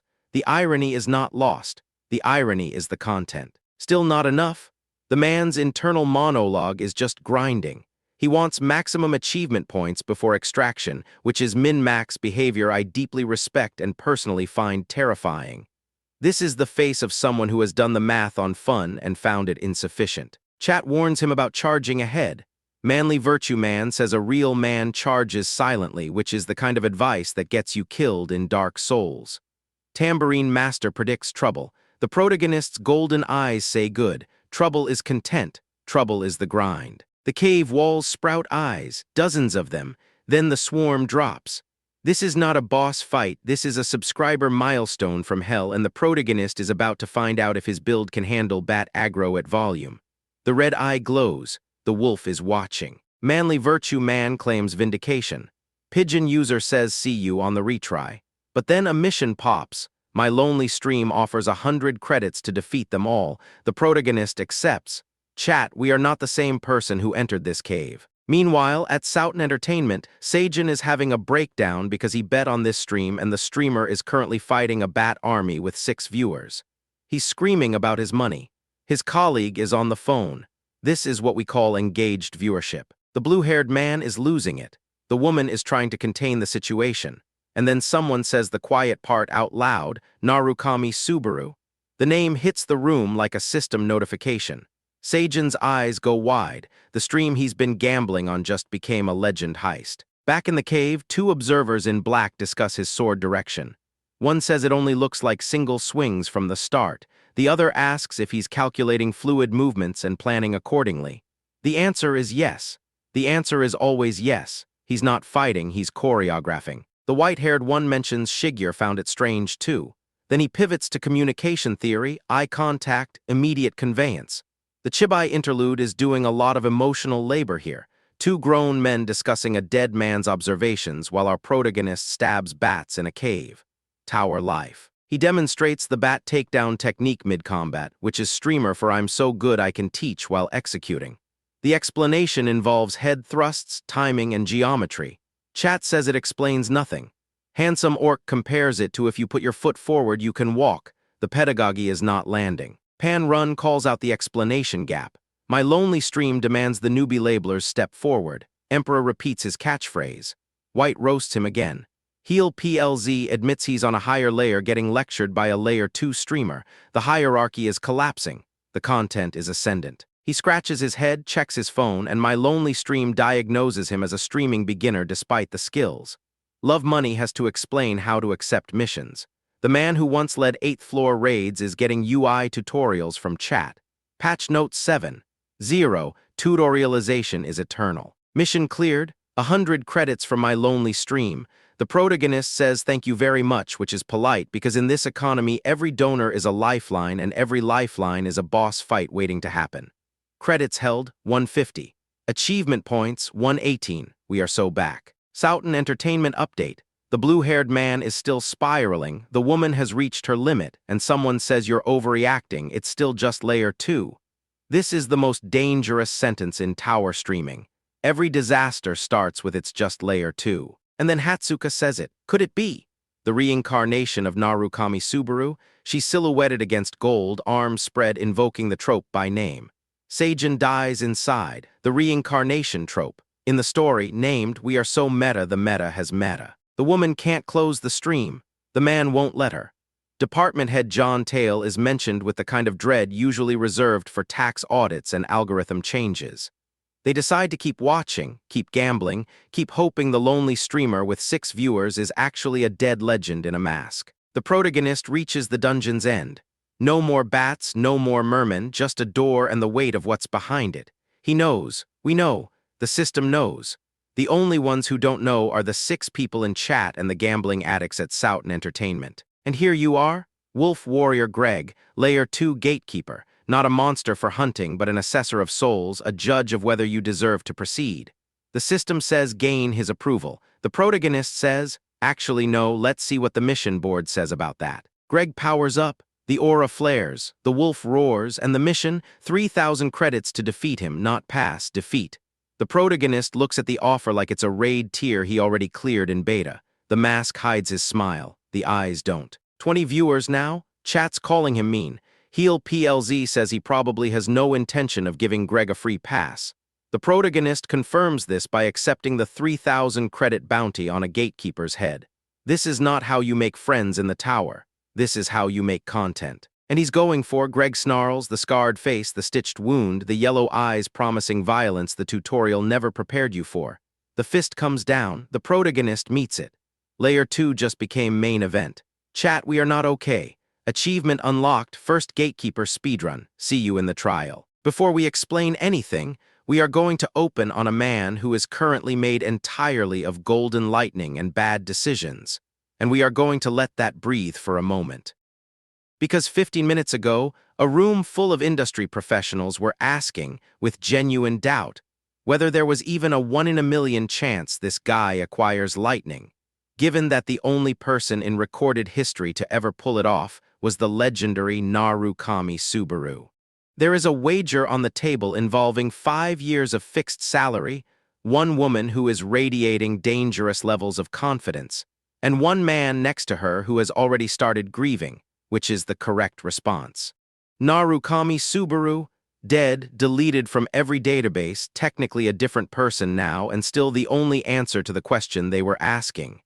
Patch notes, Episode 1, we are so back. And we open on the finishing blow, because this channel respects your time and Greg's blood pressure has already been disrespected enough for 1 afternoon. But let's back up approximately 40 seconds, because Greg does not go quietly. And the sound design budget is absolutely getting its money's worth right now. Greg is moving fast, Greg is moving angry, and Greg has the kind of arms that suggest his gym subscription predates the concept of money. Oh, he is snarling, the scar tissue, the yellow eyes, the tusks. This is a man, and I use that word loosely, who has never once been told no. The system helpfully labels him Wolf Warrior Greg, Layer 2 Gatekeeper, as if we needed the tooltip to tell us this furry nightmare is above our pay grade. The objective on stream literally reads get recognized by the Wolf Warrior, which is the kind of side quest description that sounds fine until you realize the recognition is delivered via claws.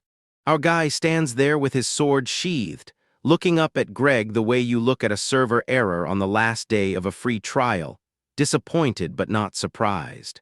Greg asks if he's really alone, genuinely confused, because normal people come here in groups and normal people still lose, so this particular solo queue entry is breaking Greg's entire mental model. Greg says he can smell a great warrior on him. The wolf tribe reads people by soul scent. which is simultaneously the most metal power and the weirdest thing to put on a job application. Chat immediately chimes in that someone once told them they smelled like a goblin corpse, which is relatable content, and also a reminder that Twitch chat will find a way to make any moment about themselves. Greg offers free passage. You have the soul of a great warrior, proceed, no notes. And this is a genuinely generous offer that our protagonist is about to treat like a terms of service agreement he didn't read. He thinks, even in my past life, this never happened. He is sweating. He is clearly moved, and he is about to do the most Narukami Subaru thing possible with all of these feelings. He tells Greg his target is Greg. Greg says me? And he says yeah, and then explains someone paid him to kill Greg, and the delivery is so flat it constitutes a war crime. Greg snarls and then, remarkably, respects it. The man who possesses the soul of a great warrior, Greg confirms, while visibly deciding this is going to be a good death and not a bad one. Meanwhile, at Soughton Entertainment, the viewer count just broke 40, and someone has spilled their coffee because of it, which is exactly the level of chaos this stream deserves to cause in a corporate office. Greg lights up. Blue aura, full ferocity, the whole beast mode activation sequence that every tutorial boss is legally required to have at the 30% HP threshold. Patch notes 2. 1. Nameless Demon Sword now absorbs user stamina and scales all stats proportionally. Side effects include glowing red eyes, dramatic aura, and the uncontrollable urge to say edgy things. Wedge of Greed LV2 is online, Backlash is being actively suppressed, and the internal monologue is basically telling himself to muscle memory his way through this. Just do it like you always have, which, okay, King noted. Oh, Greg is going for IT. Sword meets claw. The impact is generous with the energy budget. Greg comes back with a full blue aura blitz. Fast, mean, 3 separate attacks in a sequence that chat is going to be clipping for the next 48 hours. And he holds. Red sword, both hands, absorbing the kinetic insult of a 9-foot wolf monster while somehow looking like he is mildly inconvenienced and nothing more. He confirms what we already knew, brute force matching Greg is impossible. But, and there is always a but in this genre, the but is load-bearing, the but is the entire plot. Greg lunges, the demon sword comes up. A red arc detonates on contact, and our protagonist hits his victory line, "You're no match for me," with the confidence of a man who has done this fight before, because he has. A kick to the leg, a red energy burst. A combo that costs stamina and probably 2 years off a normal person's life expectancy, and Greg is finally, visibly, losing the exchange. Greg disagrees with the outcome and announces this is the end, which is factually correct, just not in the direction Greg intended when he said it. "That's my line," he says, red eyes, cracked ground, demon sword drawn, looking directly up at a creature that outweighs him by 400 pounds, and delivering it like he's returning a parking ticket. He calls Greg's attacks one-dimensional. Greg responds with one of his one-dimensional attacks. The irony is structural, the blood is real. And there it is, midair, full extension. Demon sword buried into the wolf warrior with a violence that the chat is going to replay, until the thumbnail algorithm personally thanks them. He does not stop. 1/2, a third with the short sword on a red background that looks like someone gave a concept artist a single emotion and said make it loud, and Greg is done. Greg's wounds speak for themselves, and somewhere in the Soughton Entertainment office, a woman named Hatsuka is watching a wolf gatekeeper bleed out on a 30-viewer stream and thinking, I should have bet more. Meanwhile, at Soughton Entertainment, 3 employees are crammed into what appears to be a company vehicle, watching a rookie streamer with 20 viewers fight a wolf man, and 2 of them are actively vibrating with excitement about it. The department head, John Tail, asks how many viewers this supposedly promising talent has, and his subordinate delivers the number 20 with the energy of someone defusing a bomb, which is accurate because John Tail immediately becomes the bomb. The answer is no. The answer is always no. John Tale, a man who has clearly never once in his life bet on an underdog and felt good about it, is not impressed by 20 viewers and would like everyone to know that gambling on company time is also something he noticed. His actual complaint, and this is verbatim energy, is that he asked for someone promising and they brought him 20 people, which, to be fair, is a genuinely damning number when your industry is built on audience scale. He then suggests that Hatsuka, the woman who found this guy, should just go stream herself, because her skills are solid and she would definitely gain fans, which is both a compliment and one of the most passive-aggressive sentences a department head has ever delivered in a moving vehicle. And then the stream does something because Wolf Warrior Greg, a gatekeeper the game presents as optional passage, gets selected as a target instead, gets fought, and the viewer count starts moving, and Hatsuka's internal stock price begins recovering in real time. 60 viewers now, which is still a small number in absolute terms, but the real scandal is the mission selection screen, because normal players get 2 or 3 elemental trial choices, and this guy got 13, and Hatsuka is treating this like a Dragon Ball power reading that broke the scanner. The older man in the room, who radiates the energy of someone who has seen a lot and is impressed by very little, concedes that yes, it is impressive, before immediately adding that he is still just a rookie on the second layer, which is the talent scout version of saying I liked their first mixtape, but let's not get ahead of ourselves. The risk calculus is floated. Jumping on board a 20-viewer streamer with no track record is a big ask for a company like Souten, which is a completely reasonable position that is about to be rendered irrelevant by one woman's complete inability to stop herself. Hatsuka proposes a bet, and the terms are unhinged in the most professionally self-destructive way possible.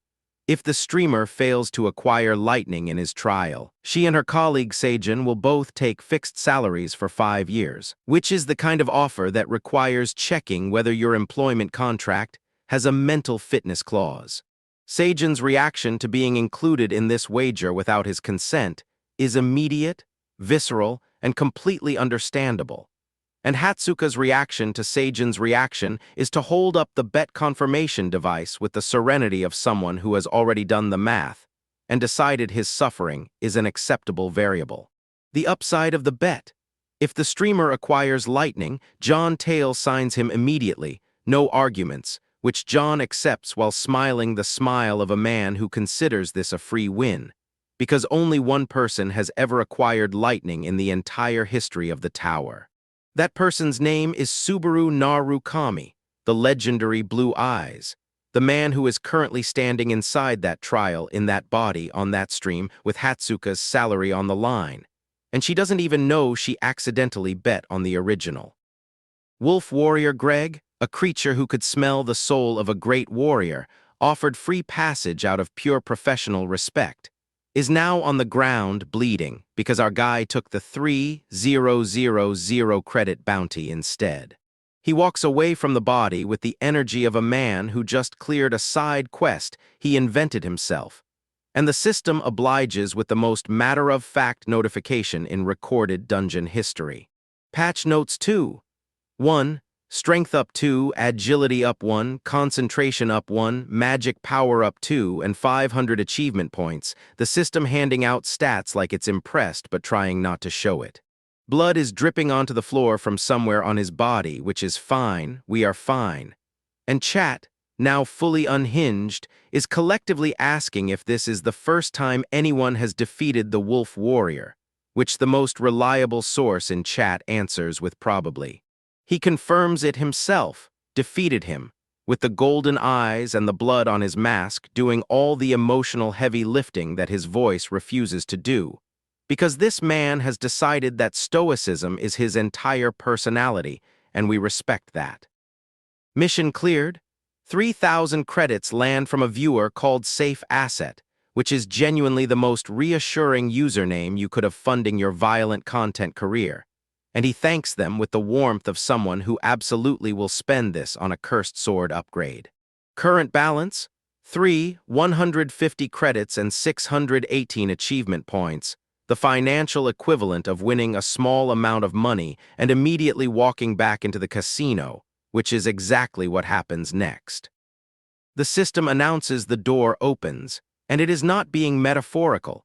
A massive, ornate portal materializes in the chamber, glowing with symbols, carved figures, and the specific energy of something that is about to ask you to make a permanent decision. He walks toward its sword on his back, golden eye catching the light, purple energy already crackling around him like the universe is running a preview of what he's about to commit to. And chat goes quiet for approximately 1 second before losing it completely. Then the trial selection screen opens, and we need to talk about this. Ice trial, light trial, lightning trial, fire trial, earth trial, illusion trial, mind trial, deadly poison trial, metal trial, soul trial, mage trial. The system just handed this man a full elemental buffet and told him to pick one. Live viewers at 56, and someone in chat immediately clocks that he got 13 options, which is not normal.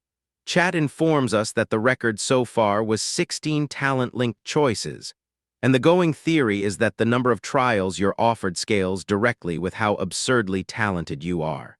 The system asks, with the energy of a question that already knows the answer, "Will you challenge the lightning trial?" And he just stares at it, mask on, golden eye locked, the expression of a man who has done this before and is not remotely surprised to be here again. Chat user Amumumu delivers the most correct take of the episode. If he doesn't pick lightning, he has to change his name, and the armored figure watching from somewhere beyond the screen looks like someone who agrees, and also like someone who has opinions about what happens to people who disappoint expectations. He selects the lightning trial, golden energy erupts from the interface. The whole chamber goes electric, blue light shoots upward from the ground, and the act of choosing something you've already mastered in a previous life hits completely different when the universe doesn't know that yet. Achievement unlocked. Pick the one trial only you have ever cleared. Narukami Subaru is back. Chat, the name on the banner is about to mean something again. Chat user Orbit 8, doing the Lord's work in real time, explains that the giant currently trying to end our protagonist's career is actually a boss-class monster from the second half of the trial, not the part we're supposed to be in right now. And our guy, covered in debris in the middle of a boss fight he did not schedule, has the audacity to think, wait, did killing Greg cause this? Yes. Yes, it did. You broke the tutorial and now the tutorial is returning the favor. Meanwhile, let's rewind about 30 seconds to the bet that started this whole mess, because Hatsuka is smiling the smile of someone who has already spent the prize money. And John Tail, blonde and confident, accepts the terms like a man who has never been humbled by a teenager before. The terms, for the record, if our streamer acquires lightning, John Tail loses.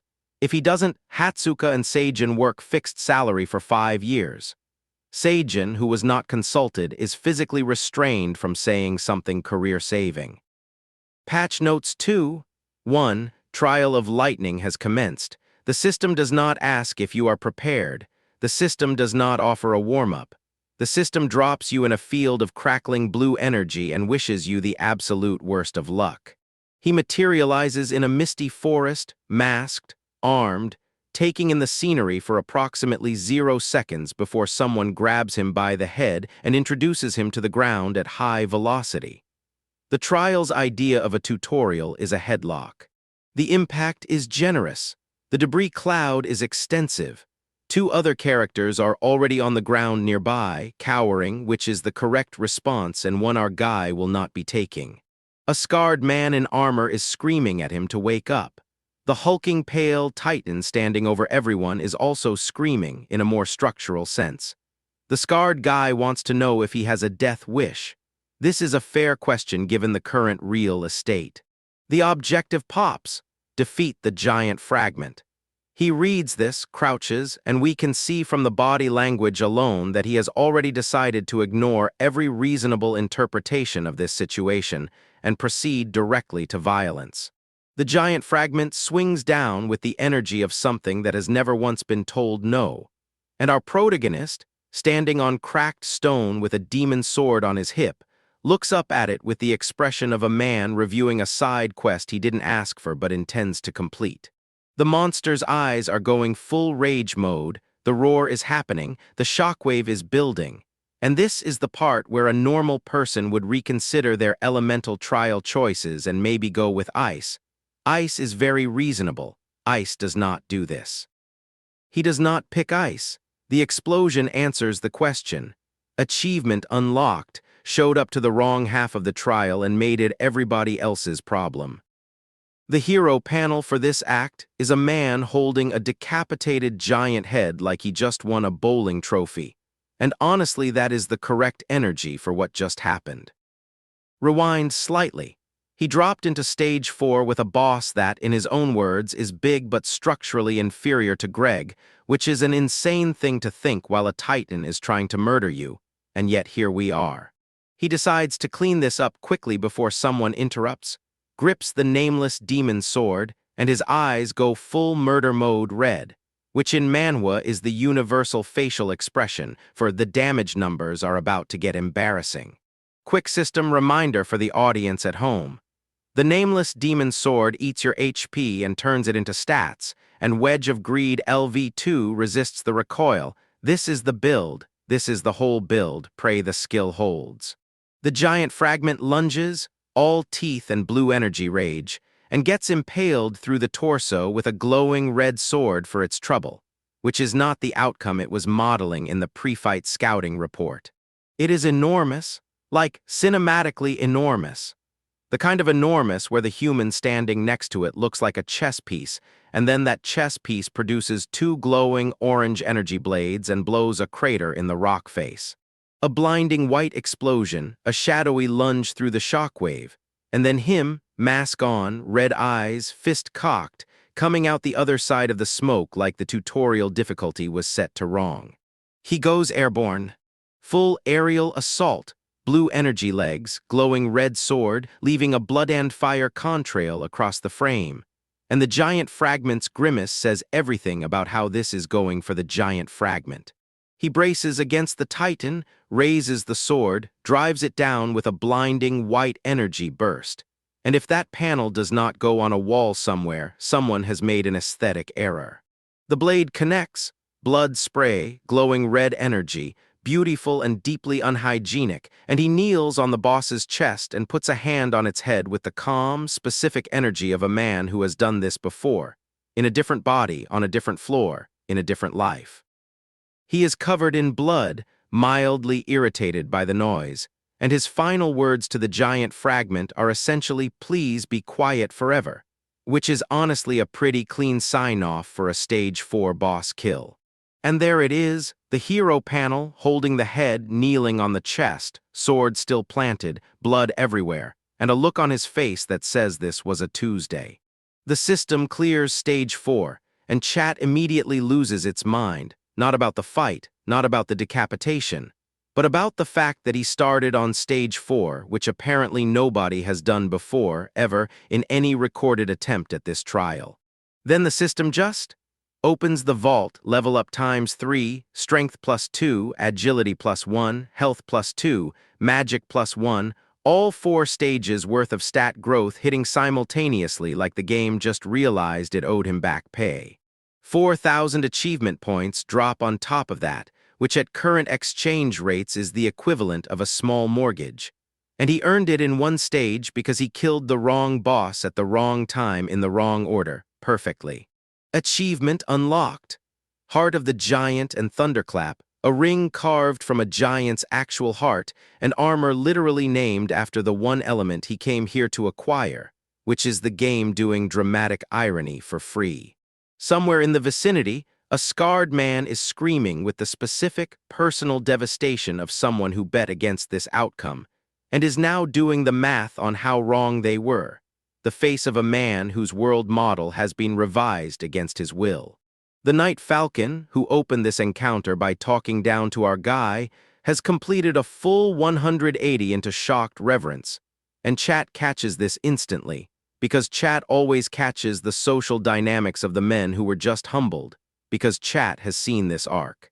Our guy's explanation for how he ended up in stage 4 is, "I am one who came to defeat the giants," which is the vaguest possible answer, and chat rates it accordingly, specifically not highly. Cut to a quaint mountain village with wooden bridges and tile roofs, and absolutely none of the carnage he just caused. And he is sitting on a bed in a dim room, mask on, scrolling through stream chat like he didn't just commit a crime against giant kind 6 minutes ago. Chat is absolutely feral, asking to see the items.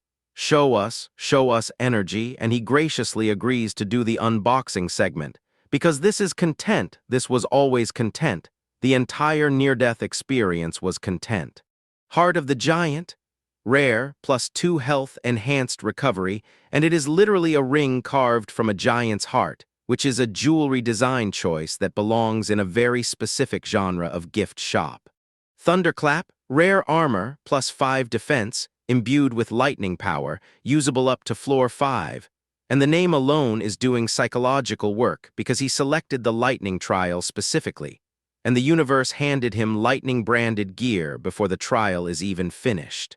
Chat correctly identifies Heart of the Giant as a lifetime item, meaning its value is literally whatever you can convince someone to pay, which is the most cursed form of appraisal and also deeply relatable to anyone who has listed something on eBay. Then a viewer called Narukami Koa drops a 5,000 credit mission with one goal: learn lightning, and he thanks them quietly because 5,000 credits from a single viewer, specifically for lightning, is not a casual donation, that is a statement. Then I'm Bold matches for 5,000, and Safe Asset comes in at 7,000 with hearts attached. And the mission board is now doing something that technically makes this a crowdfunded revenge arc, which is a sentence I did not expect to type today. He stands before a wall of glowing blue donation interfaces and thanks everyone. And for a moment, genuinely, the weight of all those people waiting lands on him in a way that reads less like a streamer milestone and more like a generation of fans who lost something and are watching it come back. He looks at the stack of lightning missions and thinks, are there really this many people waiting for this one element? And then the narration lands the quietest gut punch in the chapter. Maybe he was a more significant existence than he ever thought he was. His past self cleared lightning once, in a different life, and apparently left behind enough of a shadow that strangers across multiple worlds are still organizing crowdfunds in its name. And he is standing in it, wearing a mask, trying to do it again. The coat, the mask, the golden eyes, the quiet moment before stage 5, and somewhere on the mission board, I'm Bald is still refreshing the donation page, because I'm Bald believes, and honestly, so do we.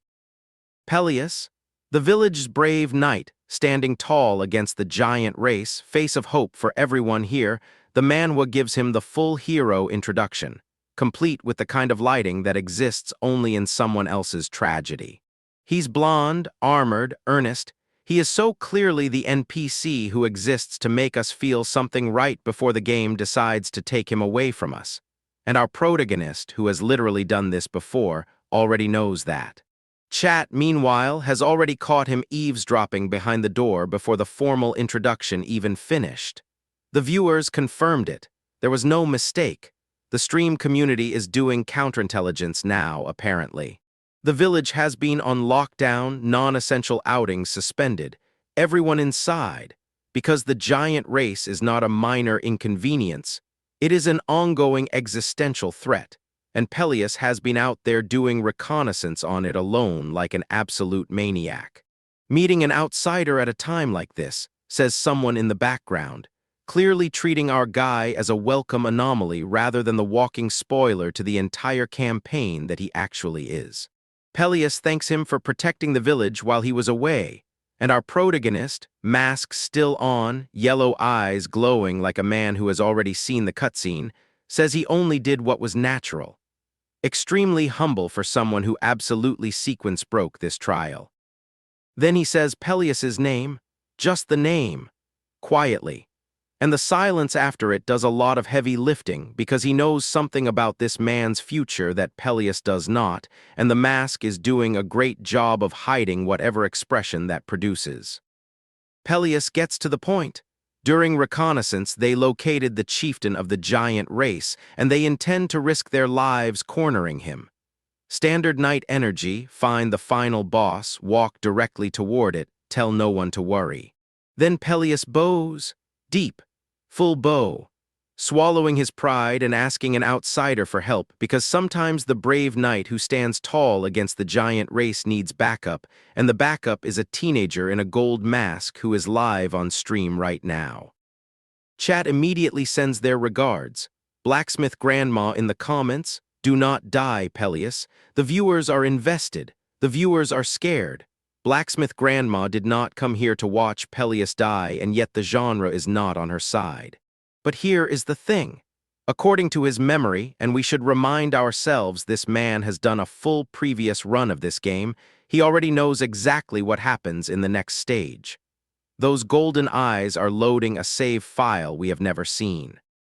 Surely in the next stage, he thinks, looking at Peleus standing quietly in the debris and dust, and the sentence does not finish on the page, which is the Manhwa's polite way of telling us the answer is bad, and it is going to be bad specifically for this man. He suits up, adjusts the armor, mask on, yellow eyes forward, black and gold catching the light in a way that is genuinely intimidating for someone who just described his own assistance as, quote, natural. Peleus thanks him, shakes his hand, smiles the smile of a man who does not know he is the subject of a tragic spoiler. And our protagonist accepts the handshake with the energy of someone who has already decided to break the script entirely this time. Stage 5, Survival. The system drops the announcement, the sky goes orange, and a column of armored knights marches across rocky mountainous terrain toward whatever horrible thing Recon actually found. Because in this genre survival stages never mean survival for everyone. He walks with them, one hand eventually raising his transparent stream device up in the middle of a military march, pointing it at the sky like a man filming a vlog at the end of the world, which, to be fair, is exactly what this is. And there it is, the face of a man whose tactical briefing has just been retroactively classified as a war crime. Peleus, asking why, like the universe owes him an explanation.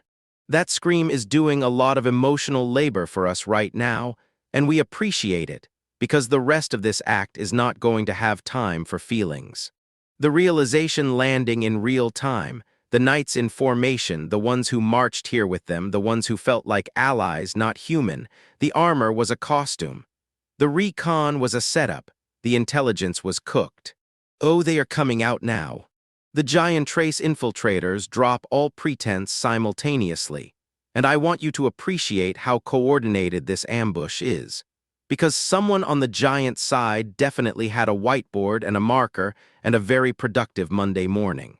A colossal pale hand closes around an armored soldier like a stress ball, and that is the moment this stops being a difficult mission and starts being a body count. The knights are screaming for it to stop, and the giants are not stopping because the giants did not come here to negotiate. They came here because they read the scouting party's schedule and planned accordingly.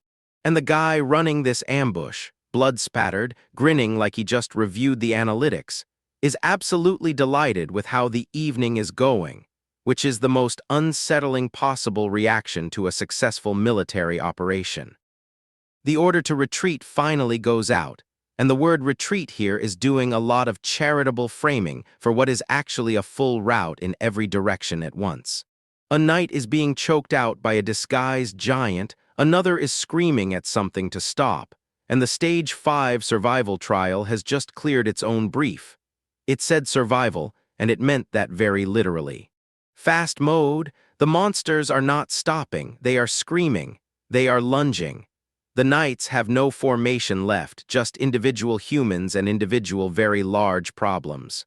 One of the knights is being held up by a comrade, covered in blood, and the men around them are wearing the specific expression of people who are doing the math and not liking the answer.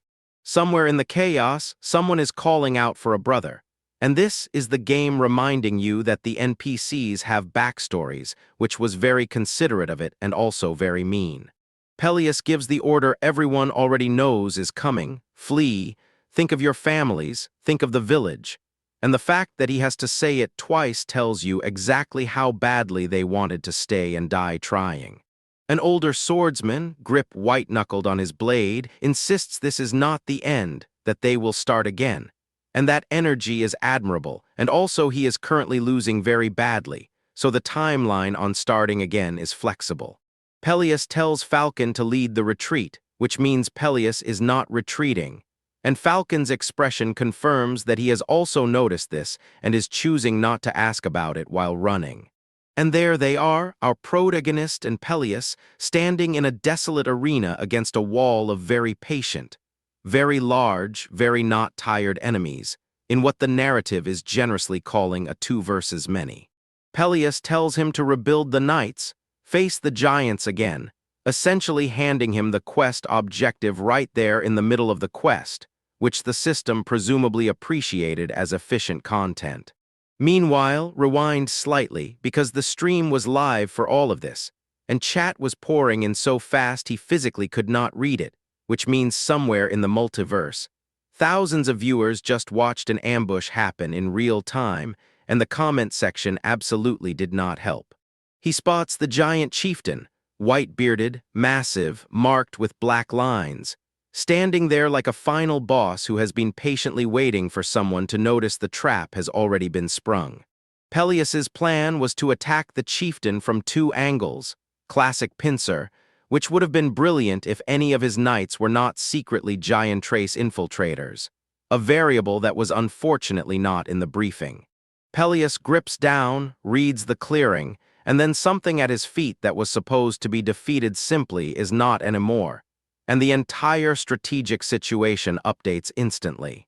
The knights who were supposed to be allies reveal what they actually are, and the sound of Peleus screaming is the raid wipe notification that nobody registered for but everyone is receiving. A knight gets hit from a shadow that moves faster than the armor budget should allow, and the combat engine is clearly running on a difficulty setting that was not disclosed at the start of the trial. Blood on the ground, blood on the grin, and a giant who is looking at this entire massacre like it is a content milestone, which, for the record, is the most villain energy we have seen in this series so far, and we have seen a guild master stab someone in the spine. Okay, we are now in the part of the episode where the recap channel itself gets a little nervous, because the man we are following has just turned the entire battlefield into his personal hunting ground, and the monsters are beginning to understand what that means. He is not running away from the giant trace mob. He is running at it, through it, and occasionally over it, while giant hands reach in from every angle like the world's worst hug. The footwork is doing things. The red energy stomp is doing things. The whole kinetic situation is asking serious questions about whether this body used to be a regular teenager or something assembled in a lab. The pale-faced infiltrators, to their credit, are still trying, rushing in with full aggression, which is honestly commendable given that every single one of their colleagues is currently on the floor. One of them gets a red energy arm through the torso and screams the scream of a creature who fully committed to a bit and cannot believe this is how it ended, and our guy is already looking for the next target. Chat, in the meantime, is having an absolute meltdown, with one viewer noting that one wrong step means instant death, and another apparently typing out an essay about aerial combat that got cut off mid-sentence, which is genuinely relatable. The system confirms that Wedge of Greed Level 2 is still resisting the Demon Sword backlash, and stamina and mental strength are recovering, which is the most optimistic status update we have ever seen from a skill that is literally called Wedge of Greed. He clocks a shift in stamina consumption, notes internally that equipment really does make a difference, and faces down an entire smiling horde of monsters in a way that suggests he has made peace with his choices and also possibly with the concept of pain. But the clock is ticking. He knows it. The red eye glow knows it, and the increasingly impatient demon sword draining his stamina like a subscription he forgot to cancel definitely knows it. So he does what any reasonable person does when they are hemorrhaging resources in a timed dungeon. He commits harder, leaping through the air and swinging in a wide, glowing arc that looks like it belongs in a cutscene, not a side quest. The bodies of the pale giants pile up around him in a circle, which in any other game would be an achievement, but here is just called Tuesday because Stage 5 has not run out of things to throw at him. Patch notes, Stage 5 edition, nameless demonic sword now explicitly absorbs stamina. All stats are affected by depleted stamina. No compensation for existing sword owners. Thank you for your continued service. His actual strategy here is almost embarrassingly sensible for a man surrounded by an army of shape-shifting giants. Take them one by one, don't get surrounded, preserve the sword's window, find the boss. The real variable is time. He can borrow the demon sword's power, but the sword is actively borrowing his body back, and the interest rate on that transaction is frankly predatory. He stabs through another massive enemy, the red sword doing exactly what a weapon called the nameless demonic sword should do, and a white energy slash cuts across the sky behind him like the battlefield itself is trying to get in on the action. A heavily wounded creature takes a red blade to the face. He follows through with a full-body lunge, red aura trailing behind him, and the system politely informs him he has gained 10 achievement points. One of the monsters charges back in with full rage, which at this point feels less like a combat decision and more like a coping mechanism, and gets a glowing red fist answer to its question about whether that was a good idea. Meanwhile, chat viewer Master is typing that this is definitely suicide and there are too many of them, which is a correct observation delivered at a moment when the person it's aimed at has already decided he does not care. He is technically just supposed to survive, that is the Stage 5 objective, but he sent the knights away, and Peleus was supposed to die here according to his past life memory, and now the scope of what he has walked into is expanding in real time. And then, with the kind of quiet confidence that only someone who has literally done this before can muster, he decides. The way he is now, he might actually be able to save everyone. Which is when the next two monsters charge in because the dungeon does not care about his emotional arc. The dungeon has a spawn timer, and the spawn timer has opinions. He is sweating, the grimace is fully active. The expression is doing the math on how much sword time he has left, and the math is not flattering. He stands in the dark energy field, eyes glowing, and the system cheerfully logs another double kill for 20 achievement points, and the sword is doing a little high wave, and none of this is getting easier. Fast mode, a monster lunges with full momentum. It is BIG, and it is MAD, and it has committed. He does not move away, he moves into it. Dark blade forward, red trail behind, absolutely unhinged. The monster is now screaming. Another one hits the ground in a blinding gold flash, and the forest clearing briefly looks like someone is doing special effects testing. He is through them, axe swing into demon sword arc, clean, generous. The red energy is doing diplomacy now.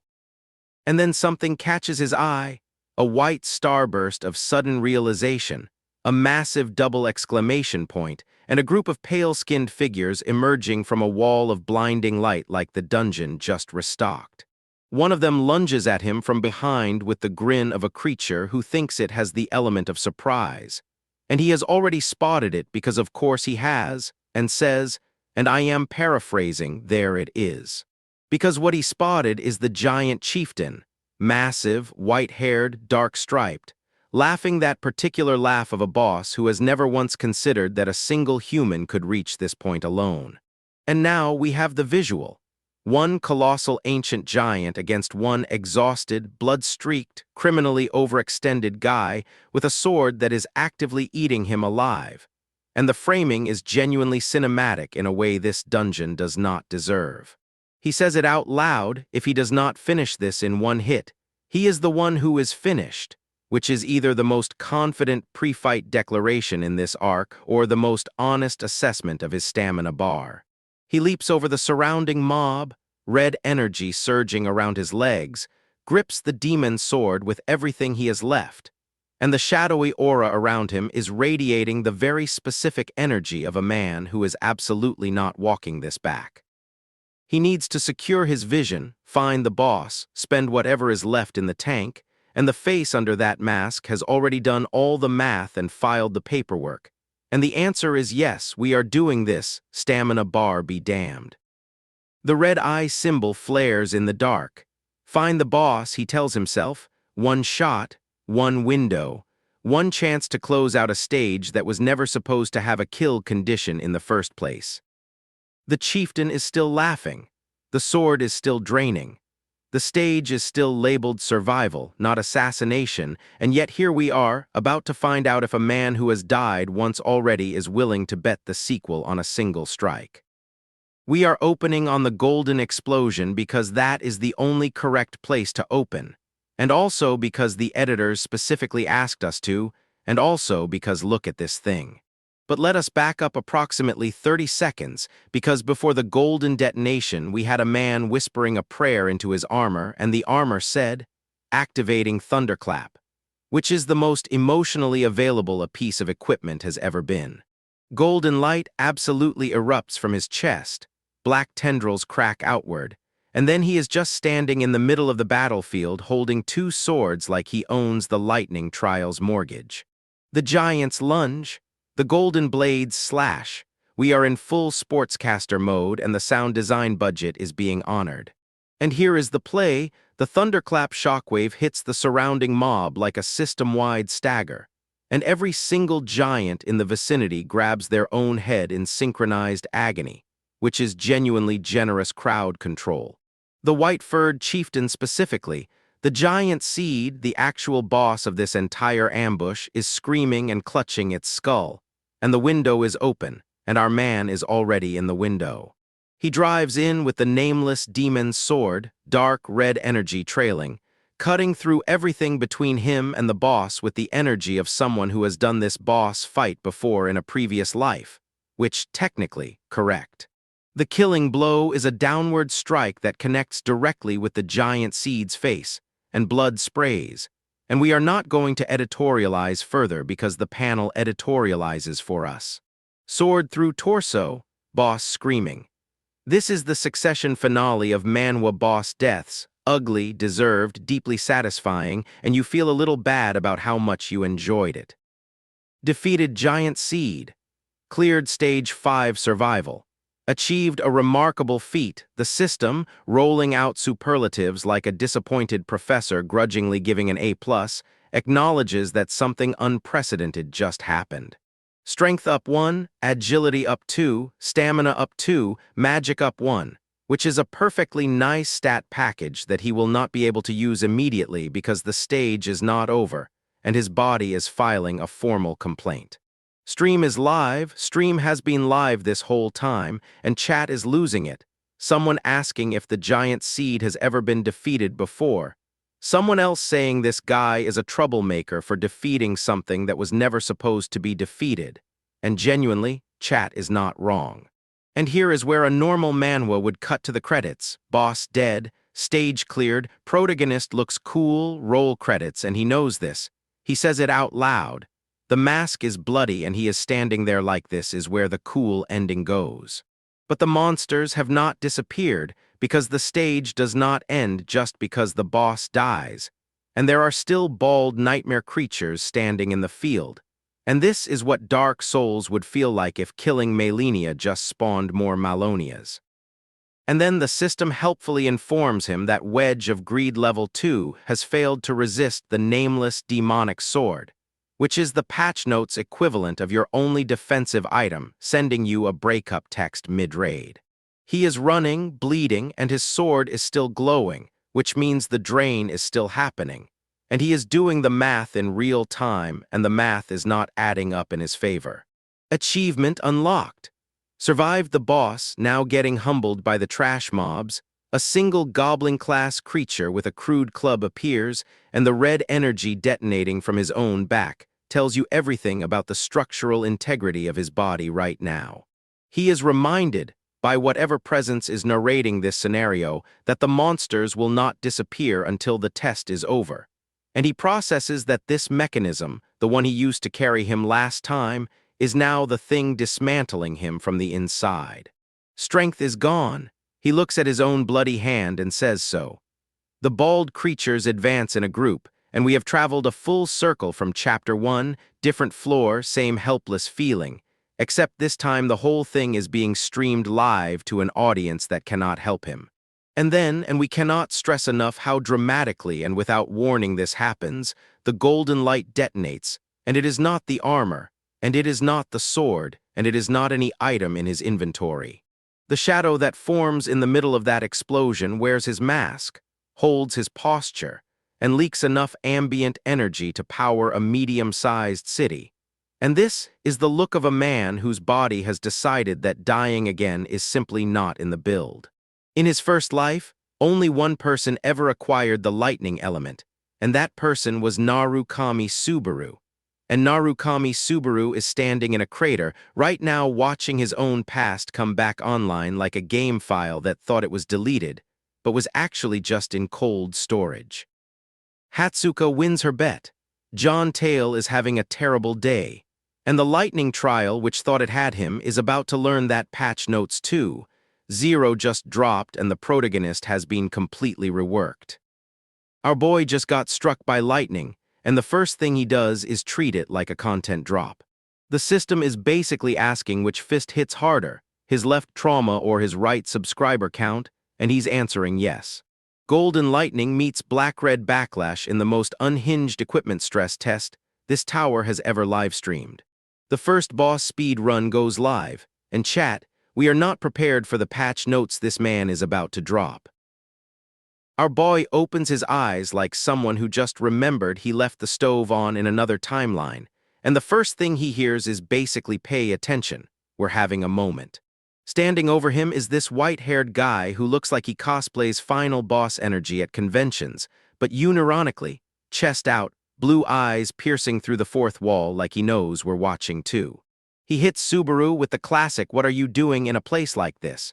which is rich coming from someone who clearly furnished his entire personality from a villain clearance sale. Meanwhile, some woman in a rocking chair is holding a device like it's the last fidget spinner on Earth, talking about enjoying things right now with the energy of someone who definitely knows something we don't. Subaru's just sitting there with his glowing blue whatever the hell, eyes closed, probably reading patch notes from his past life while these two dramatic NPCs orbit around him like he's the main quest giver. White hair drops at most, 1 year like it's a casual weather forecast and not a death sentence, then hits us with the piercing blue stare that says he's counting every second of that year personally. He leans down into Subaru's space like a professor who caught you watching TikTok during lecture, demanding to know what could possibly be more interesting than his apocalyptic timeline briefing. The woman holds underpowered this photograph of a masked man with red eyes, and the way she presents it suggests she's been waiting for this exact dramatic reveal since before Subaru regressed. Whitehair absolutely loses it at the name Subaru, shouting like someone just told him his favorite character got killed off in the season finale, which honestly might be accurate given this timeline. Purple hair over here has to clarify, of course, not that Subaru, which is the most devastating we have Subaru at home energy I have ever witnessed in a Manhwa panel. And then the panel hits us with a massive fist descending, while a red live indicator blinks in the corner, which is either a metaphor for streaming culture crushing our souls or just Tuesday in this tower. Subaru's eyes are closed, bathed in golden light, probably having the worst kind of flashback. The kind where you remember being betrayed by someone whose name still makes white hair here vibrate with rage. The woman in the chair asks what he's trying to say, which is generous of her since what he's trying to say clearly involves several layers of repressed tower trauma and possibly a revenge spreadsheet. She hits him with "you need to accept that," already, fangs out, chest partially exposed, delivering emotional damage with the same energy someone uses to tell you your favorite ship isn't canon. Someone calls out Shigeru in distress, and the way that name lands in this room tells me we're not just dealing with Subaru's past trauma, but a whole interconnected web of people who didn't make it. Then Gray Streak Hair starts yelling, some kind of dramatic confrontation kicks off, and I'm just sitting here wondering if anyone in this tower has ever heard of therapy or if that's a floor 50 unlock. Whitehair pivots to, "and what about you," with the most smug expression this side of a gacha pull, which is impressive considering he's basically interrogating a man who died and came back as a streamer. He tells Subaru that's why he's glued to things like this, And the way he says it makes streaming sound like both a coping mechanism and a confession, which honestly tracks for our protagonist. The woman reaches out, looking worried, claiming she's just passing the time, which is the most relatable lie I've ever seen in a tower setting. Everyone's passing time until the time passes them. Then Subaru looks down at his device, eyes wide, mouth open in that specific oh no. The stream started without me panic that only content creators and regressed tower climbers truly understand. Whitehair stares with that stern expression while Subaru's still processing whatever notification just hit his device, and the gap between their emotional frequencies could power a small city. And we close on Whitehair sweating, staring intense, holding that glowing blue shard like it's the last subscriber alert he'll ever receive, which given this tower's track record might actually be true. Two figures in dark uniforms clash so hard the panel itself looks like it filed for workers' comp. And our boy is finally back on his feet after whatever the lightning trial just did to his nervous system. We open on shadow energy erupting from the ground like the tower finally remembered it has a budget for special effects, and someone in heavy armor is having the worst standing desk experience of their life. Our protagonist gets yoinked into a golden vortex surrounded by shadowy figures, which is either the lightning trial's graduation ceremony or the tower's equivalent of a surprise tax audit. Shadowy figures descend from a bright golden sky like the tower decided to combine every aesthetic at once, and honestly the art direction is going through something. We are here for it. Two bald, muscular figures with dark markings stand in what can only be described as a sauna's rage room, one roaring in the foreground like he just got his subscription price raised without notice. A warrior bathed in golden light clenches his fist while dark energy emanates from him, which is the physical manifestation of every streamer who has ever said this is fine while their chat implodes. Our masked protagonist stands in a purple futuristic environment with blood splatters on his armor, looking like he just finished a sponsored stream for pain, and the system pops underpowered with what we can only assume is its idea of a participation trophy. The system, in its infinite wisdom and terrible user interface design, announces skill-acquired lightning in what has to be the most understated way to tell someone they just got a legendary drop. No confetti, no subscriber alert, just grid background and vibes. Close underpowered on our masked warrior with glowing red eyes and white-streaked black hair, blood splattered everywhere, staring forward like he just read the terms of service and actually understood them, which is more terrifying than any boss. A gloved hand surrounded by dark energy grips a weapon with what the Japanese text assures us is a powerful impact, and we are choosing to believe the onomatopoeia because the alternative is admitting we do not know what is happening. Extreme close underpowered on a glowing red eye framed by dark hair and golden adornment, and if you have ever wondered what main character privileges look like in ophthalmological form, here is your answer. Please do not stare directly into the protagonist. Someone in a jagged speech bubble expresses surprise that something is being acquired here, which is the exact energy of every speedrunner who just found a skip the developers swore was patched out, and we love to see it. Our young man holds a glowing blue tablet and looks underpowered at two imposing shadowy figures with glowing eyes, which is either the streaming interface showing chat or the tower's customer service department, and frankly both are equally hostile.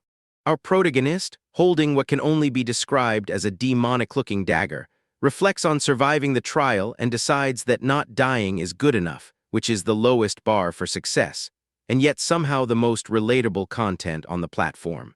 A mission completion notification pops underpowered for safe asset has gifted, and our masked man looks surprised, which means even he did not expect the chat to actually come through with the donations when it mattered. Parasocial relationships are complicated. Someone in a dark suit thanks everyone into a speech bubble with a futuristic city behind him, and we are 90% sure this is a corporate sponsor segment that the tower inserted mid-trial because even death games need ad revenue. The interface displays credits own 20, 150C, and let us do the math. He started this arc with 50 credits and a dream, which means Lightning Acquisition pays approximately 400 times better than whatever Souten Entertainment was offering. Capitalism is wild in the tower. Our masked warrior with glowing red eyes grips a large, sharp blade and prepares for battle, And the posture says I have learned a new element, and I am absolutely going to test it on the nearest living thing, which is streamer ethics at their finest. The digital interface announces trial will resume, and a character in dark armor with glowing red accents stands in the background like the tower is saying, "Oh, you thought we were done. That was just the tutorial for the tutorial. Welcome to content creation." Three hulking pale figures with glowing eyes advance while one lets out a guttural growl, and we are getting strong final boss energy from what was supposedly just a trial intermission. The tower's pacing needs serious patch notes. A monstrous creature with glowing eyes and sharp teeth roars.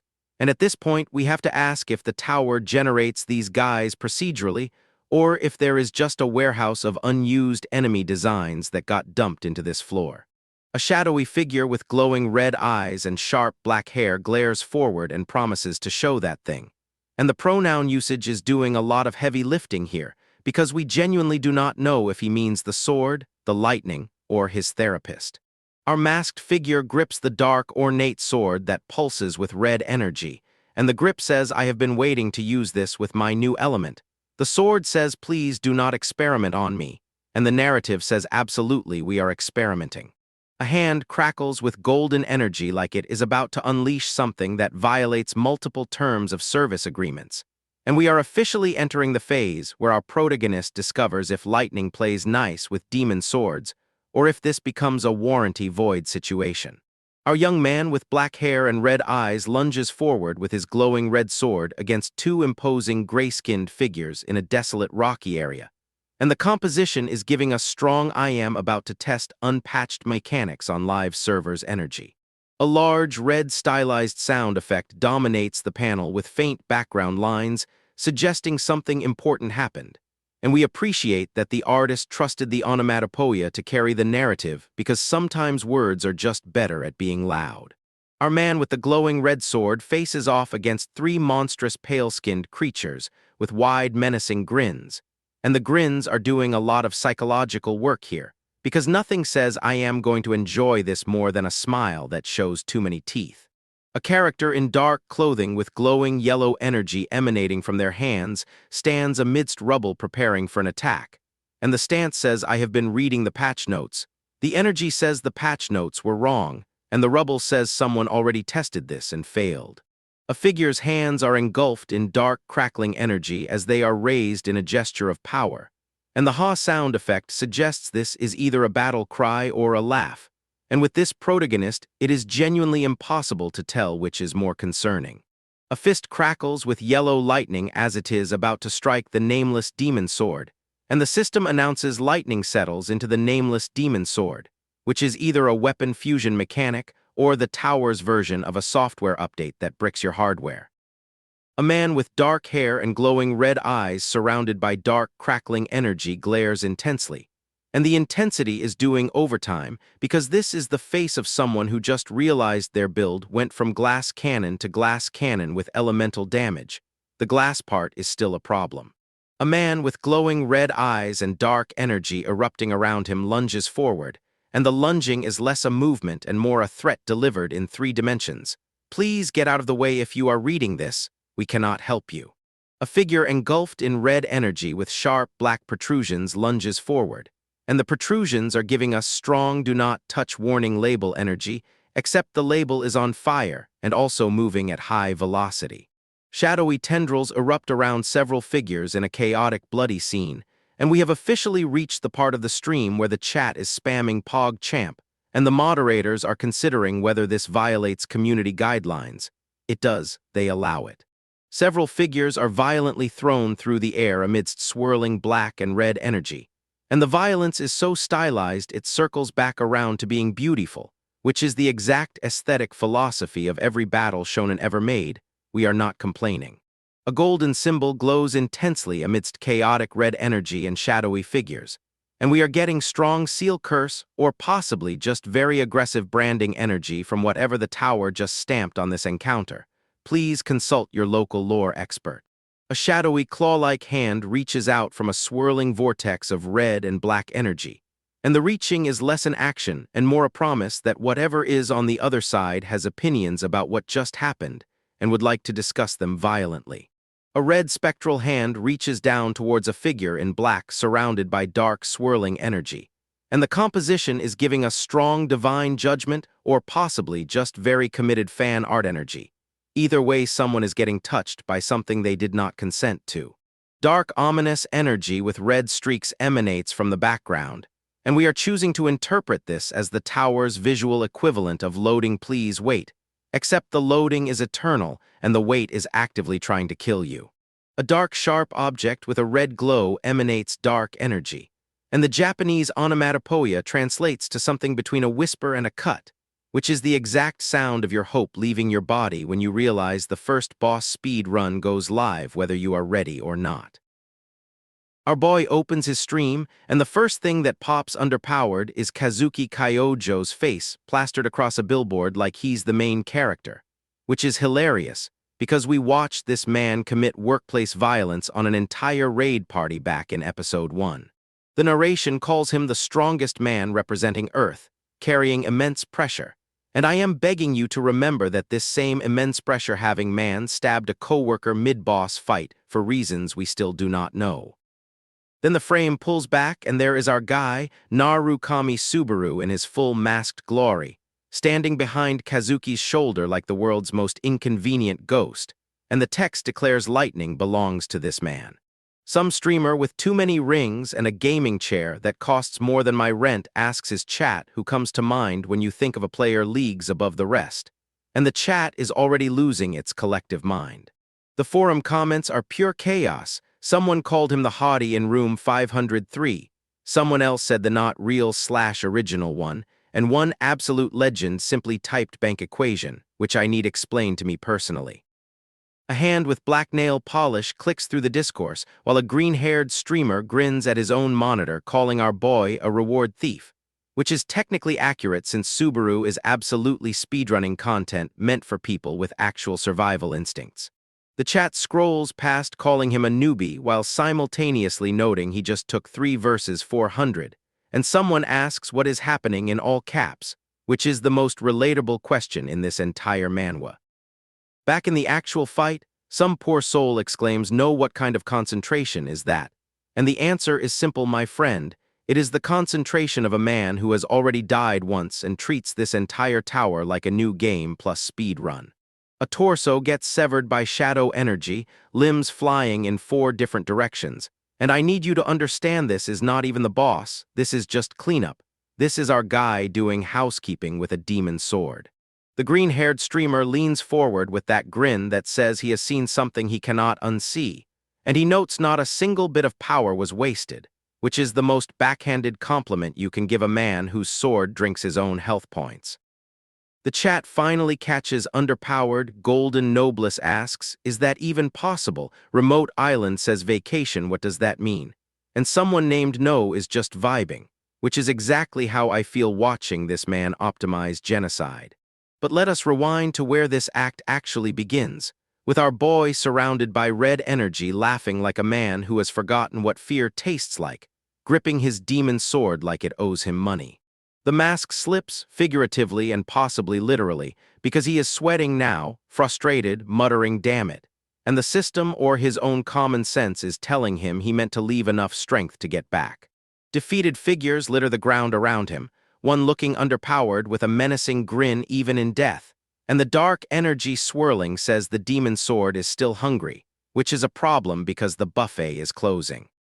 A lone man kneels aiming a rifle at disembodied bloody hands reaching from the darkness, and I am not going to explain this image because I cannot. I am simply going to sit with it, and so are you. Subaru looks at his own glowing red hands in shock, realizing he misjudged the output, which is what happens when you treat a cursed weapon like a calculator and forget to carry the decimal that represents your remaining lifespan. His gloved hands grip something small and circular, Japanese onomatopoeia, floating around like decorative trauma. And then we see him standing over the battlefield in full dark armor holding that menacing sword like a very violent participation trophy. Armored soldiers stand in the desolate sun-drenched landscape, including a man with a braid and a scar who has seen things, and a knight in ornate armor who has not yet seen our boy's full resume and is therefore still capable of hope. Then this man appears, blonde hair, blue eyes, staring intensely against a dramatic cloudy sky like he is auditioning for the role of rival character. And I am sorry to inform you, sir, but that position has been filled by the concept of death itself.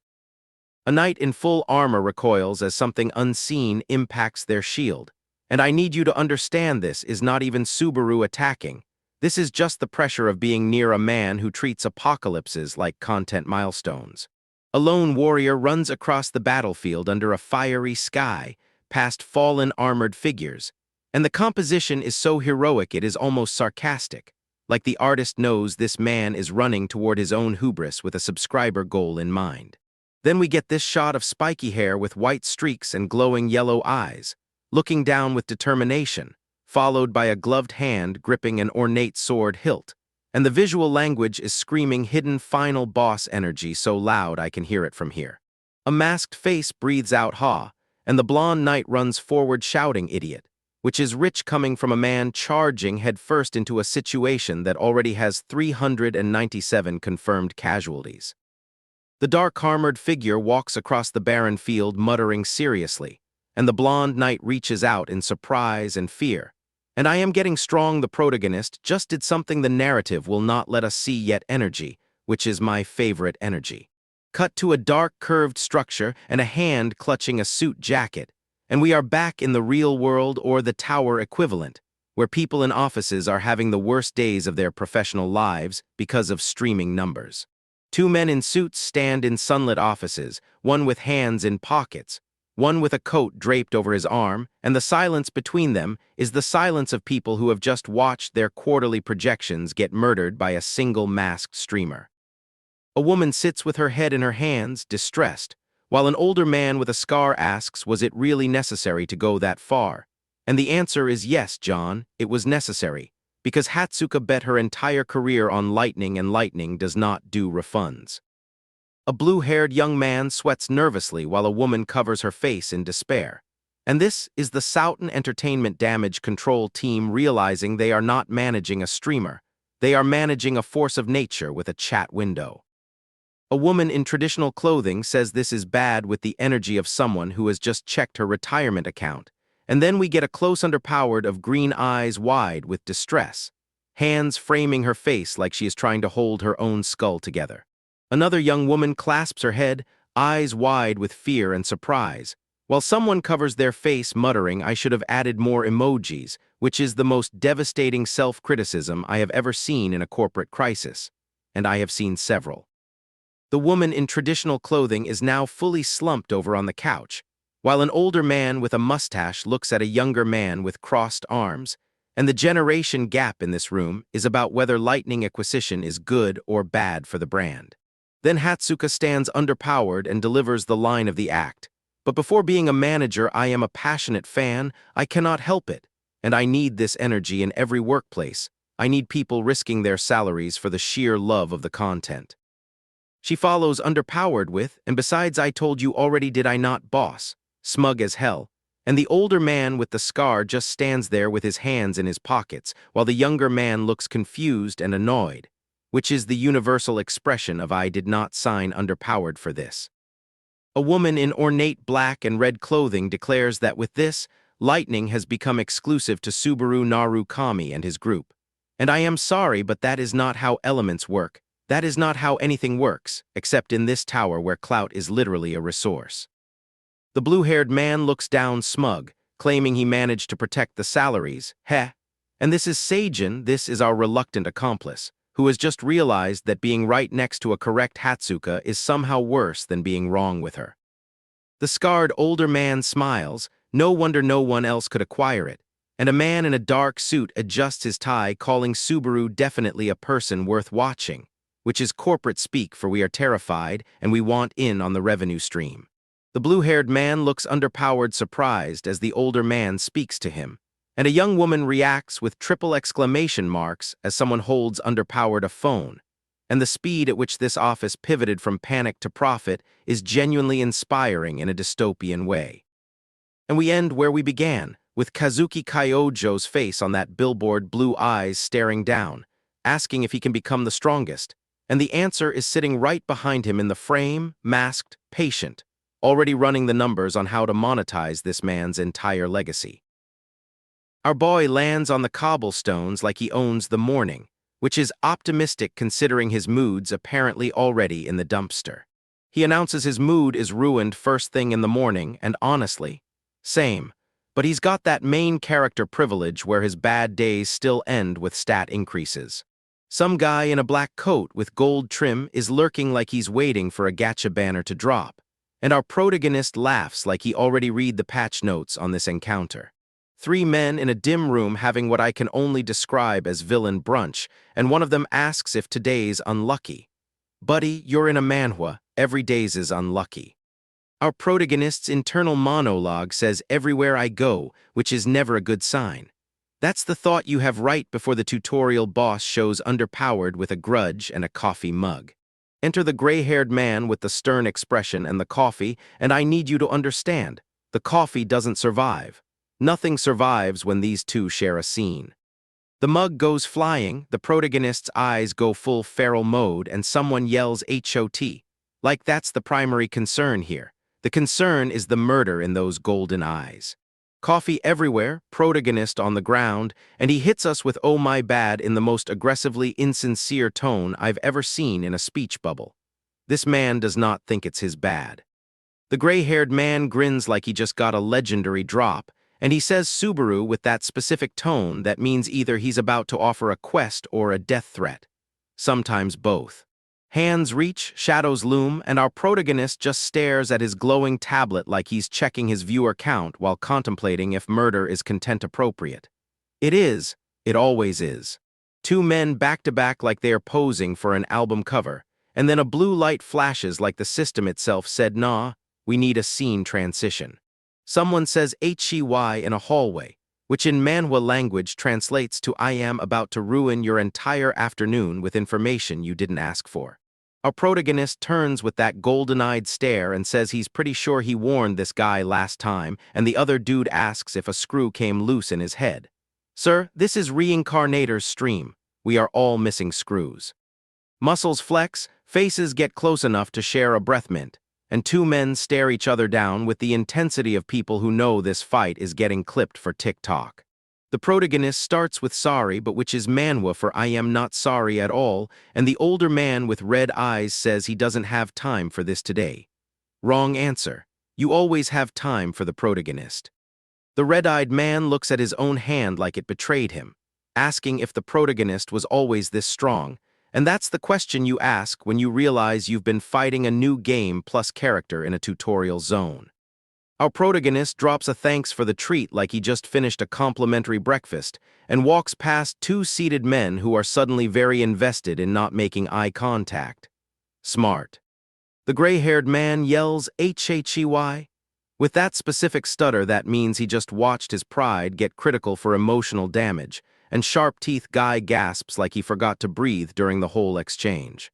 Door opens, bell rings, door closes. That's the sound of a protagonist who knows the value of an exit.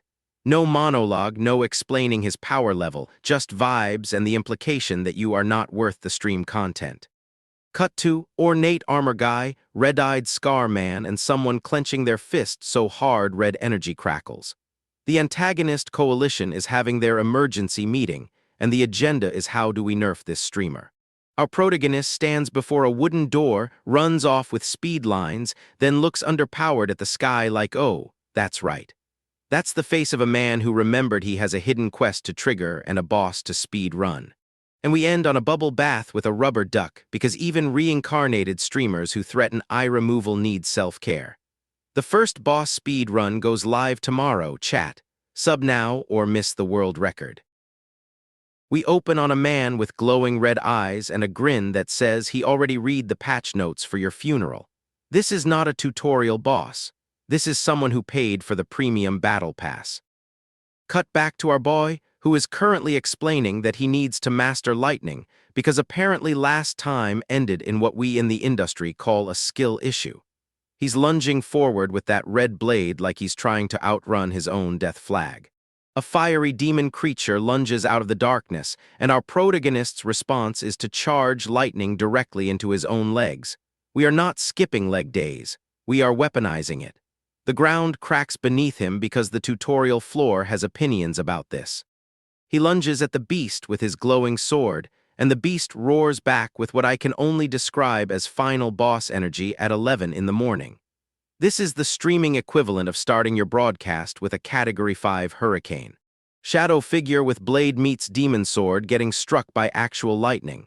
The system, if it had a personality, would be frantically typing unexpected input, while our guy treats this like a combo he practiced in training mode.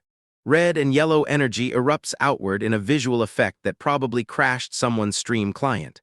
Our boy leaps through it, engulfed in golden flames, extending his sword like he's trying to collect a bounty from God himself. The fire monster lunges with claws and tongue extended, because apparently this thing has never heard of overkill. Our protagonist meets it head-on, clashing with another figure in a burst of golden energy that suggests neither of them read the social distancing patch notes.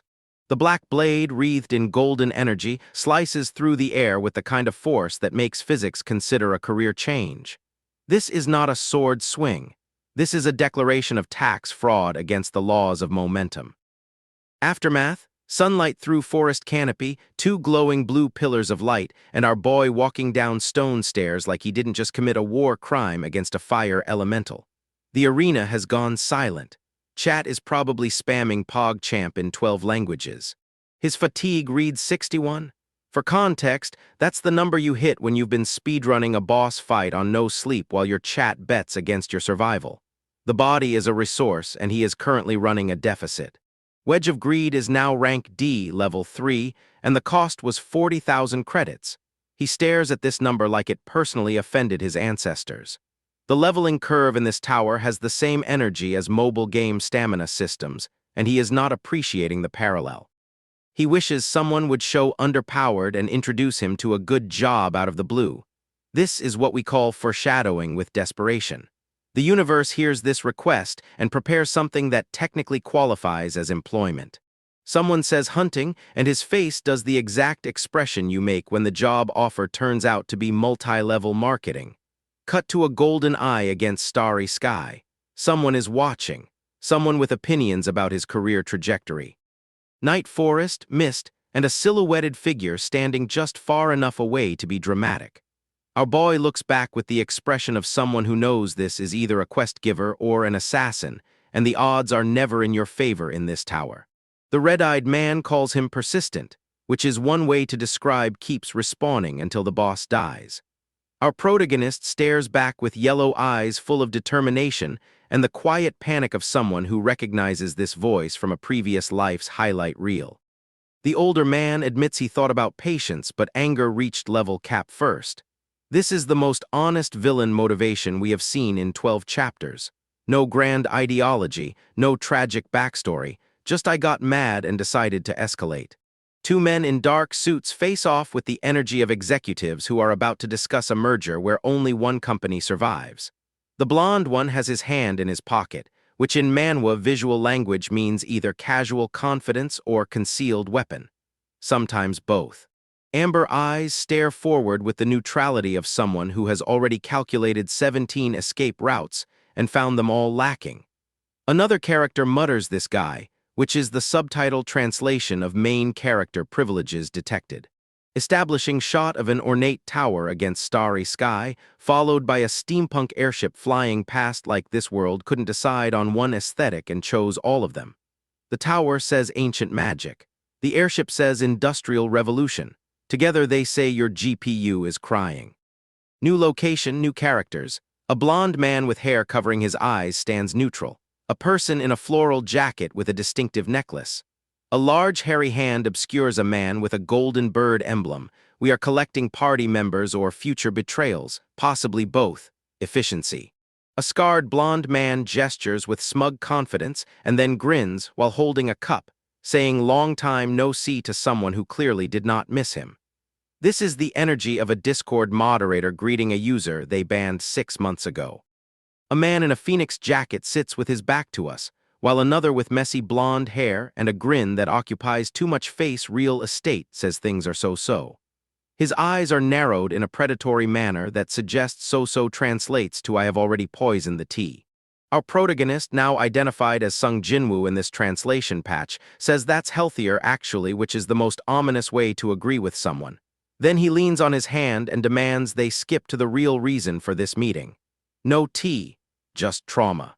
The dark-jacketed man calls him sharp as the name Hawkeye suggests, and our boy responds with a stern expression that says he knows this is flattery before a request.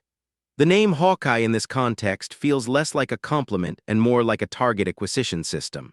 A messy-haired man drinks from a mug while someone behind him says his talent exceeds Subaru Narukami in his prime. This is the kind of praise that gets you killed in tower politics. You don't compare the new streamer to the legend unless you're planning to make him the legend's replacement. Close underpowered on a glowing yellow eye, intense enough to melt steel. The older blonde man touches his chin thoughtfully, processing this assessment like he's pricing a stock that might destroy his portfolio. I see, he says, which is executive speak for I am now recalculating everything. A man with sharp teeth and black nails grins good in background text, while another proposes a collaboration between our protagonist and Subaru Narukami. The word collab in this economy means either massive viewership boost or mutually assured destruction. The tower does not distinguish. A shadowed man in a suit leans forward with hands clasped, and then a slicked-back predator grins with eyes narrowed to slits. This is the face of someone who just realized the content algorithm can be weaponized. The first boss speedrun goes live, and the executives are taking notes. You know that feeling when you're midstream, chat's hyped, donations rolling in, and then your own father shows underpowered to personally audit your content strategy. Our boy's been found. Isaac's crew tracked him down like he's a rare spawn with a 30-second respawn timer, and the smug energy in this clearing is absolutely off the charts. Isaac rolls underpowered with that my dad owns a dealership confidence, dropping the Narukami name like it's a slur, and you can feel the chat holding its collective breath. The protagonist's hand finds his own shoulder, and that grip says everything the stream overlay doesn't. Trauma response engaged, wedge of greed working overtime, someone is about to learn why backseating a speedrunner is fatal. An older voice cuts in with that particular smirk that only people who have never been punched in the algorithm have, and our protagonist looks down like he's calculating the exact subscriber loss from what he's about to do. Plot twist, the old man grabs Isaac by the collar, and suddenly we're not in a simple bullying arc anymore. We're in a generational trauma speed run with multiple concurrent boss fights. Isaac's sweating now, and the protagonist's hand on his shoulder has that very specific I am about to monetize your suffering energy that separates content creators from mere participants. The old man drops the bomb. The name Subaru is the problem, and our protagonist asks why with that particular tone of someone who absolutely knows the answer and is streaming for the reaction. Isaac's eye goes wide. That specific shade of panic that only happens when the script you wrote for someone else gets read back to you with your own crimes highlighted. He shouts about his father like it's a shield, and the old man grabs him again with that your dad is not here, and I am not impressed energy that only works when you've actually survived the person being name-dropped. The protagonist's stance shifts, swords arrayed beneath him like a loading screen for something the tutorial absolutely did not prepare anyone for, and someone finally says the name that matters. Close underpowered on his eye, and in that reflection we see the monster he's about to become, the monster he already was, the monster that Isaac's father apparently met in a previous patch. Someone says one-strike swordsman like it's a question, and the chat is absolutely losing its mind because this is not the lore drop anyone subscribed for. This is the lore drop that rewrites the channel. And now the narrator voice kicks in, that particular documentary tone that means we're getting the backstory whether we paid for it or not. Subaru Narukami, blue eyes, comet from Earth. Visual confirmation. A blonde man bleeding from the head, collapsing forward, and the text reveals this is Ranker Reinhardt of the Rune continent, which means we're not in local bully territory anymore. We're in your dad was a raid boss territory. Single strike? Less than 30 seconds. The protagonist's past self didn't just defeat Isaac's father, he speedran him with a time that would get you banned for tool assistance on any leaderboard. The old man's voice comes back, connecting the dots with that particular satisfaction of someone who's been waiting years to watch this specific VOD reaction. And there's Isaac's father, screaming in agony, mouth-torn, blue eyes that don't look so confident now, and the protagonist's hand reaching out with that particular white energy that says, "I remember this. I remember all of it." The old man finishes his explanation with that in conclusion, "Your father was the tutorial boss energy, and Isaac is absolutely not processing this information at a rate that will save point him." Isaac screams, red eyes glowing with that particular "I have not read the patch notes" rage, and the masked figure in the background is just standing there like he's already seen this episode. The protagonist finally speaks, and the accusation lands with that particular weight of someone who's not just talking about himself. He's talking about the body he's wearing, the suffering he inherited, the debt he's come to collect. And here we go. Isaac's flames erupt, that particular golden fire that says, "I have not learned from my father's example," and the protagonist's arms answer with energy that says, "I am the example now." Foot down, fire everywhere, debris in the air, and the silhouette looking underpowered at this explosion has that particular posture of someone who's already calculated the optimal path through the flames. The protagonist looks down, somber, almost disappointed, and then the colossal shadow behind him unleashes golden fire that makes Isaac's attempt look like a starter emote. Isaac stands in the fire, jacket intact, lower body obscured by red slashes that suggest the system is having trouble rendering what just happened to his dignity. And the flames consume his face, his chest, his everything, because when you challenge the one-strike swordsman with fire, you discover he didn't get that name by being slow to adapt. The old man's voice returns, that particular "your father is probably rotting in hell" observation, delivered with the casual tone of someone who's already updated his will, and the grinning figure conjures fire like it's a party trick. The protagonist says "you," and that one word carries more subscriber engagement than Isaac's entire streaming career, because this is not a fight anymore, this is a content merger and the smaller channel is getting absorbed. Massive explosion, cloaked figure in the foreground, and somewhere in that light is the protagonist calculating exactly how many new subscribers this clip will generate when it hits the algorithm. He clutches his head, hand glowing yellow, and admits he must underpowered the force control with that particular tone of someone who's just discovered a new mechanic mid-boss fight and is already planning the tutorial video. Close underpowered on that glowing red eye, and someone says masked like it's a question. But the protagonist's expression says it's an answer he's been saving for exactly this moment. Golden impact characters glow through the smoke, the figure emerges with hand still blazing, and the chat is absolutely spamming that one emoji because this is not a fight. This is a reveal trailer for the main character's actual build. Shadow from fire, Korean text glowing gold against the dark, and the system is clearly struggling to localize what just happened because some things don't translate. They just hit. Isaac's man stares at his own hands, engulfed in golden energy, and says impossible with that particular tone of someone who's just realized he's been playing the demo while someone else has the full release.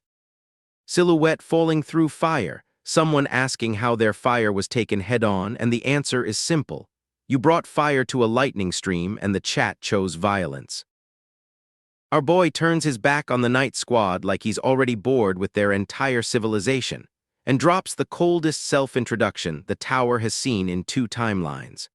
He says it seems they can't believe he defeated the boss, and honestly, neither can we. This is the same man who was broke and streaming to 6 people like 3 chapters ago. Hatsuka's losing her entire mind off-panel, probably, pointing at her phone like it personally vindicated every unhinged thing she's ever said about this streamer. One of the knights calls him impudent, which is rich coming from a man whose entire squad just got rescued by a masked influencer with a cursed sword and commitment issues. Chat is absolutely feral. Someone named Drakkar of Destruction asks if he just laughed under his mask. The parasocial relationship between this man and his anonymous audience has reached concerning theological dimensions. Dale steps forward, the older swordsman with the white beard and the weight of every wrong decision his order ever made pressing down on his ornate armor. Our guy meets him with this almost casual nice to meet you, like they're at a convention mixer and not standing in the corpse field of a failed military campaign. Dale's eye goes intense, and he brings underpowered that guy. You know it's serious when the grizzled veteran starts referring to something in single quotation marks like it's Voldemort with a gym membership. He asks if there's someone more dangerous than the boss, and the silence that follows has more narrative weight than most Manhwa's entire first arcs. And then we see it, a red-armored figure wielding actual lightning against some pale, multi-limbed nightmare that looks like it was drawn by someone who hates sleep. Dale explains the real giants were sealed away, disappeared, became fragments and traces, the kind of lore drop that makes you realize this tower has depth charges the protagonist hasn't even touched yet. 3 bald, gray-skinned things emerge from dust with smiles that say we remember when your species was a microscopic inconvenience, and suddenly, the wolf warrior Greg fight feels like a tutorial pop underpowered. Dale gets grabbed by the head, tears streaming, voice cracking, as he says this thing is close to the giants of legend, and we are watching a man confront the exact moment his worldview files for bankruptcy. He can't believe such beings remained, which is veteran speak, for I thought I was past the horror phase of my career, and I was devastatingly wrong. The purple X symbol hits like a system error, and the knights around the map table are clutching heads, realizing their entire military strategy was designed for a threat tier that no longer exists. One knight in dark armor stands illuminated, neutral expression, probably thinking about how his pension just evaporated into giant existential horror territory. Dale pleads, admits they are in no position to ask, calls the request impossible, and the desperation in his outstretched hand is the most honest thing we've seen from authority in this entire series. Another knight gets sardonic, says Dale can only say that because he hasn't faced that yet, and we love a supporting cast where even the bitterness has hierarchical nuance. Then we get the scream, not a pain scream, a revelation scream, the kind of sound a person makes when their brain finally processes information it was built to deny. Blindfold Knight brings out the ancient legend, Millennium Mountain, fragment of lightning at the summit, and you can feel the quest marker materializing on our protagonist's mental map with audible force. Close underpowered on blue eyes, intense, the only one who can find it, and we know, they know, the narrative knows, that this is the moment his past life and present stream collide at terminal velocity. Knight sweats, masked man looks over his shoulder. The dramatic lighting on his abs is doing more storytelling than some entire characters, and we respect the commitment to aesthetic tension. Fury, Inferno, a man shouting with clenched fists amid fire that looks less like destruction and more like the tower itself having an emotional response to what's being discussed. Civilians run from a burning building, the collateral damage of a world that keeps introducing bigger threats before the previous ones have finished processing, and this is what regression can't fix. Shadowy figure looms over fleeing people, and the scale is wrong, the proportions are wrong. Everything about this is wrong in that specific way that makes you lean forward instead of look away. Padal, the name drops like a patch note for Apocalypse, a bald, monstrous figure with red eyes standing over fallen bodies, and this is apparently just the local management. White-haired shadow with red eyes looms over grinning grotesques, and the composition is doing that thing where you can't tell if he's their leader, their jailer, or their final boss waiting for unlocked conditions. Bald warrior lunges, golden aura, red energy streaks, the kind of visual that makes you check if your screen's brightness settings can go higher, and this is apparently what traces look like. Knight screams stop it, and the fact that he's saying this while being actively dismantled tells you everything about how fast the threat assessment just got rewritten. Giant glowing hand reaches from darkness, white-haired figure says I will. And the confidence in that declaration is the most terrifying thing in a panel full of objectively terrifying things. Red M symbol, bloody fist punching forward, and the transition from mythic horror to visceral impact is so clean it feels like the story itself is speedrunning our emotional processing. Blood on dark uniform, kanji symbols overlaying, and we're back to the protagonist's perspective, probably, because this is what his content looks like now. Mythic horror with engagement metrics. But wait, we need to talk about how we got here, because the episode's been holding back the actual boss fight like a streamer saving their best clip for subscriber milestones. Some woman in heels calls him a brat, condescending, and then Golden Sword swings down with force that makes the previous panel's energy blast look like a notification pop underpowered. Masked figure looms over shocked individual, golden energy, and dark tendrils, the visual signature of someone who has officially stopped holding back and started holding court. Bloodshot eye, pained ugh, then full scream with fiery explosion, and the progression from controlled pain to unleashed agony is basically the emotional arc of this entire act in microcosm. More screaming, more pain, then monstrous grinning man covered in blood lunges forward. And we're in that space where you can't tell if this is the protagonist's transformation or his opponent's last stand. Glowing yellow eyes, menacing look, badmouth them, then red-eyed scream with blood dripping. And the dialogue is doing that thing where every line sounds like it's being delivered through clenched teeth and clenched fists. Shocked man asks why he's coughing, and the protagonist looks down at his own wound with genuine confusion, like his body forgot to inform him that using legendary power has legendary side effects. Here's a quiz, he says, in a desolate, fiery landscape, holding his face like he's moderating chat during a subathon, and the defeated man kneeling in blood is apparently the only contestant. Who am I, standing before you today, he asks, illuminated by golden light, and the options are Hasoi Subaru who you bullied and made cry, or, and the pause is doing so much narrative lifting. Or, he says, looking underpowered with those yellow eyes, while white-haired man clutches dark armor in pained recognition, and we are watching someone choose which ghost to haunt with.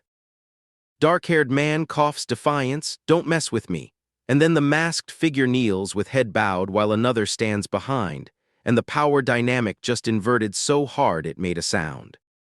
Spiky hair, sweat, gritted teeth, lightning's not that great either, and this man is complaining about legendary elemental power like it's a mid-tier phone plan with spotty coverage. Hands engulfed in swirling flames, intense energy eruption, and the sound effect is doing that thing where you can hear the color orange, which is not a sentence that makes sense unless you've read this panel. I'm above even Narukami Subaru with the blue eyes, doesn't it, he declares, staring forward with intensity that suggests he's not just claiming superiority, but performing it for an audience that extends beyond the immediate corpse. Isn't that right, you bastard? The speech bubble demands, and then spiky hair screams in rage as flames erupt, and the answer is apparently being delivered through interpretive violence. Dark hair, yellow eyes, massive fiery explosion before him, and he's staring through it like it's a loading screen he already memorized from the beta test of his previous life. Clawed hand wreathed in orange flames thrusts forward, blonde-haired man in black cloak unleashes spectral attack, and the combat has reached that density where describing individual moves feels like annotating a seizure. Shadowy figure with glowing red sword slashes through cracked earth, golden light and red energy trails, and red-eyed man looks underpowered, shocked, sweat beating, realizing the attack pattern from his nightmares. Too bad, wrong answer, says spiky black hair with determination, and older swordsman is amazed he can spout so much nonsense completely off the mark, which is rich coming from someone whose entire thesis is dissolving in real time. Wait, what do you mean, the man asks, and then blade pierces chest, blood on face, shocked expression, and the educational value of this encounter has suddenly become very permanent. How much do you think Hasoi Subaru suffered because of that? The voice asks from darkness, and young man stares forward, mouth agape, because this is no longer a fight, it's an audit, and the books are bloody. Shadowy figure with yellow eyes looks over shoulder, warm orange light, and terrified man with sweat and wide eyes looks to the side. And the contrast between these two reactions is the entire story. Don't tell me, says bloody wounded man with sword through chest, and young man with blue eyes stares with golden intensity, your blue eyes, and the recognition is breaking something that won't be fixed. Narukami, the struck figure gasps, And then impact sound, blood on leg, and golden eye close underpowered declares playtime is over with the kind of finality that makes you check how many pages are left in the chapter. Close underpowered on golden eye, blood splatters, dark hair obscuring features, and this is what the title promised. The first boss speed run going live with an audience that now includes everyone who ever doubted the name. Figure in dark boots stands in blood-splattered area, masked man holds face, speaks finality. I've given you more than enough service, and the transactional nature of this violence is somehow more disturbing than the violence itself. Dark sword pierces chest, bloodied man screams, and standing figure says let's call it a thank you for borrowing your body, which is technically true and spiritually devastating, like a receipt for a soul. Young woman asks what was that, looks left startled, and then speech bubble from somewhere notes looks like he's streaming though, which is the most casually accurate observation of supernatural violence I've ever seen in a manhwa. Streamer policy, he says, not showing Narukami Subaru's real face, masked figure in black hoodie with gold accents, and the mask is doing double duty as brand protection and trauma containment. Masked man sits with glowing blue device, looks underpowered at person in black robe, young woman gasps surprised blushing, and the tonal whiplash from divine violence to awkward social interaction is this series' entire brand. Woman in black dress with high slit walks forward, shakes hands with masked man, I'm Narukami Subaru, and the introduction hits different when you've just watched him repossess his own legend through someone else's corpse.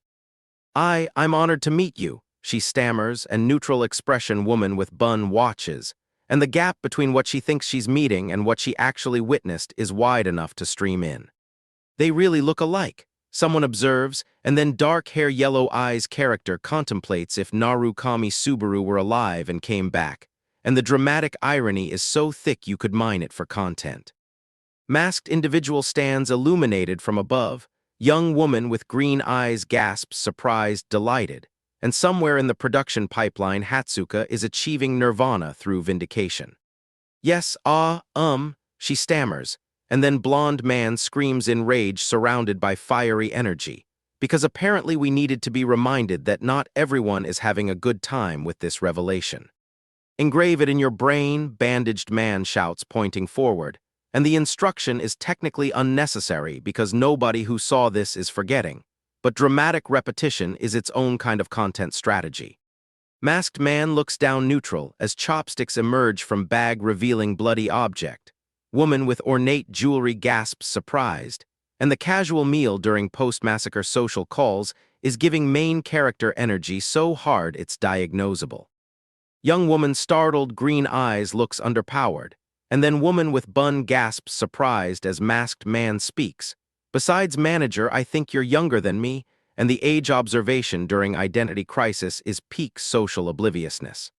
No, I'm your fan too, someone exclaims, and young woman with sparkling green eyes flushed face looks underpowered delighted, while spiky hair man looks down concerned, and the harem mechanics are activating despite everyone's best efforts.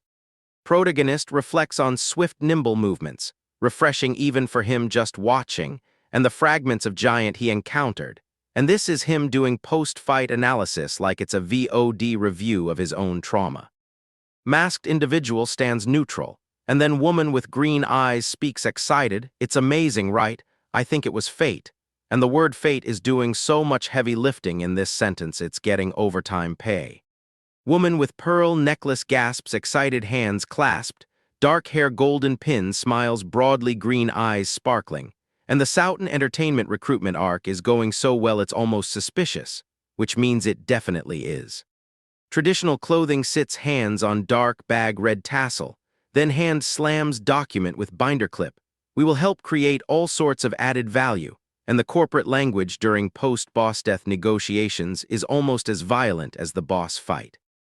Glowing symbol in dark rainy night sky above trees, heavy rain against dark cloudy sky, and we're back to present timeline with whether that matches the emotional atmosphere of we need to talk about the actual apocalypse. Knight in full armor stands guard in rainy camp looking toward distant fire.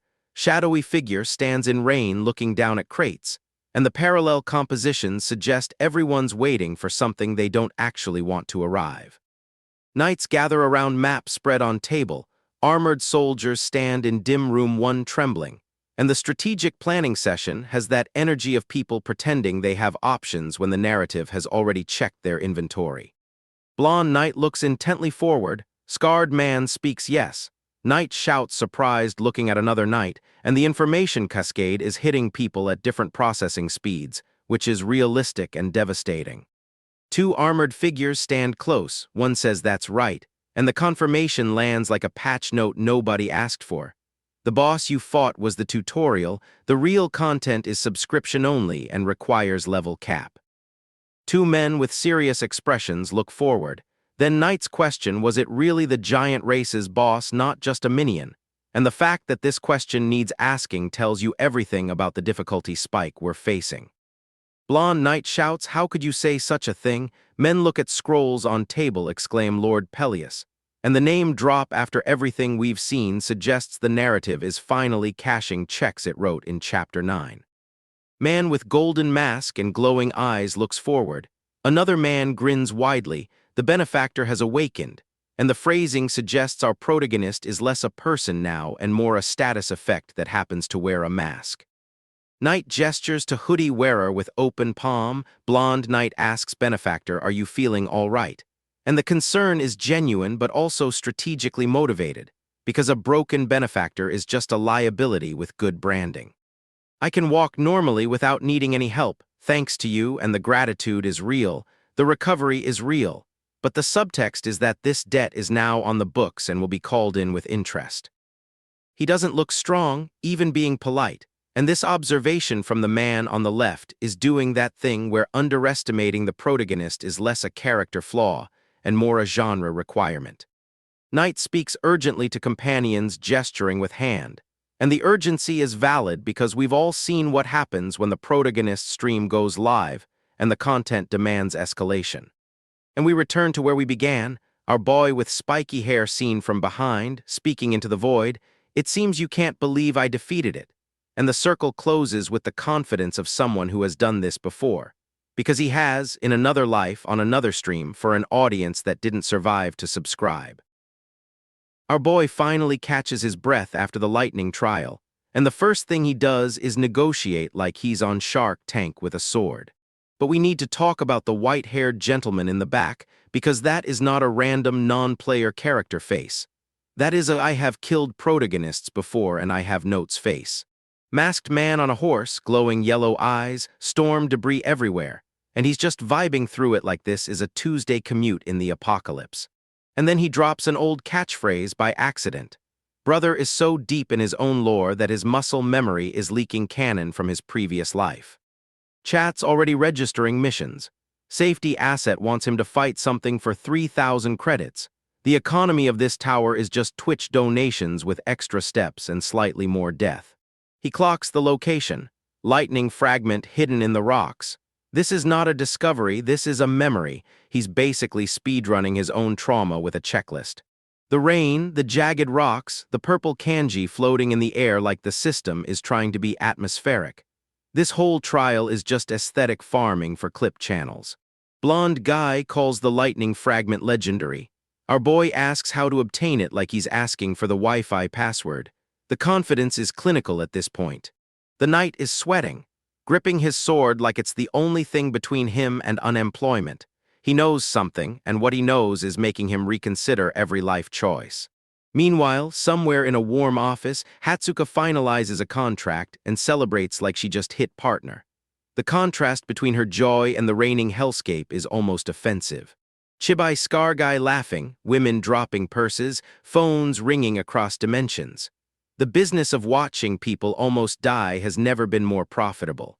And here's the ultimate ability otaku's delight. Lying in bed, watching a man ride a horse through lightning storms, probably eating chips, living her best parasocial life. But then the tone shifts. Green eyes, single tear, someone watching who actually cares if the streamer dies. Emotional damage incoming, we do not have shields for this. That tear is not for content, that tear is for a person. And in this economy of spectacle, genuine concern hits harder than any lightning bolt. Golden energy crackles, the sky opens like a system notification from God. Our boy stands in the rain and the whole world holds its breath for the drop. And here we go, fist meets reality. Shockwave, the kind of impact that makes you check if your own furniture moved. Let's fight to the end. He says it like he's ordering coffee. The main character privilege has been fully activated and the system is taking notes. Black and red energy versus golden lightning. The color palette alone is telling us this is not a tutorial boss. This is a remember me moment. Shadow figure with orange eyes, sharp weapon attacking through the debris. The trial is not done. The trial is never done. The trial just changes its terms of service.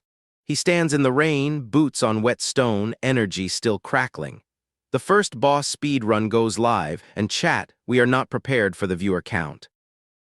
The notification that shouldn't exist just pushed through his stream overlay at 4 in the morning, and our boy stares at it like the system itself just slid into his DMs with a death threat wrapped in confetti. He is standing in the rain on some god-forsaken cliff edge, yellow eyes still crackling with leftover lightning from the trial, and the head's underpowered display is telling him someone registered a 50,000 credit bounty for something called a lightning fragment.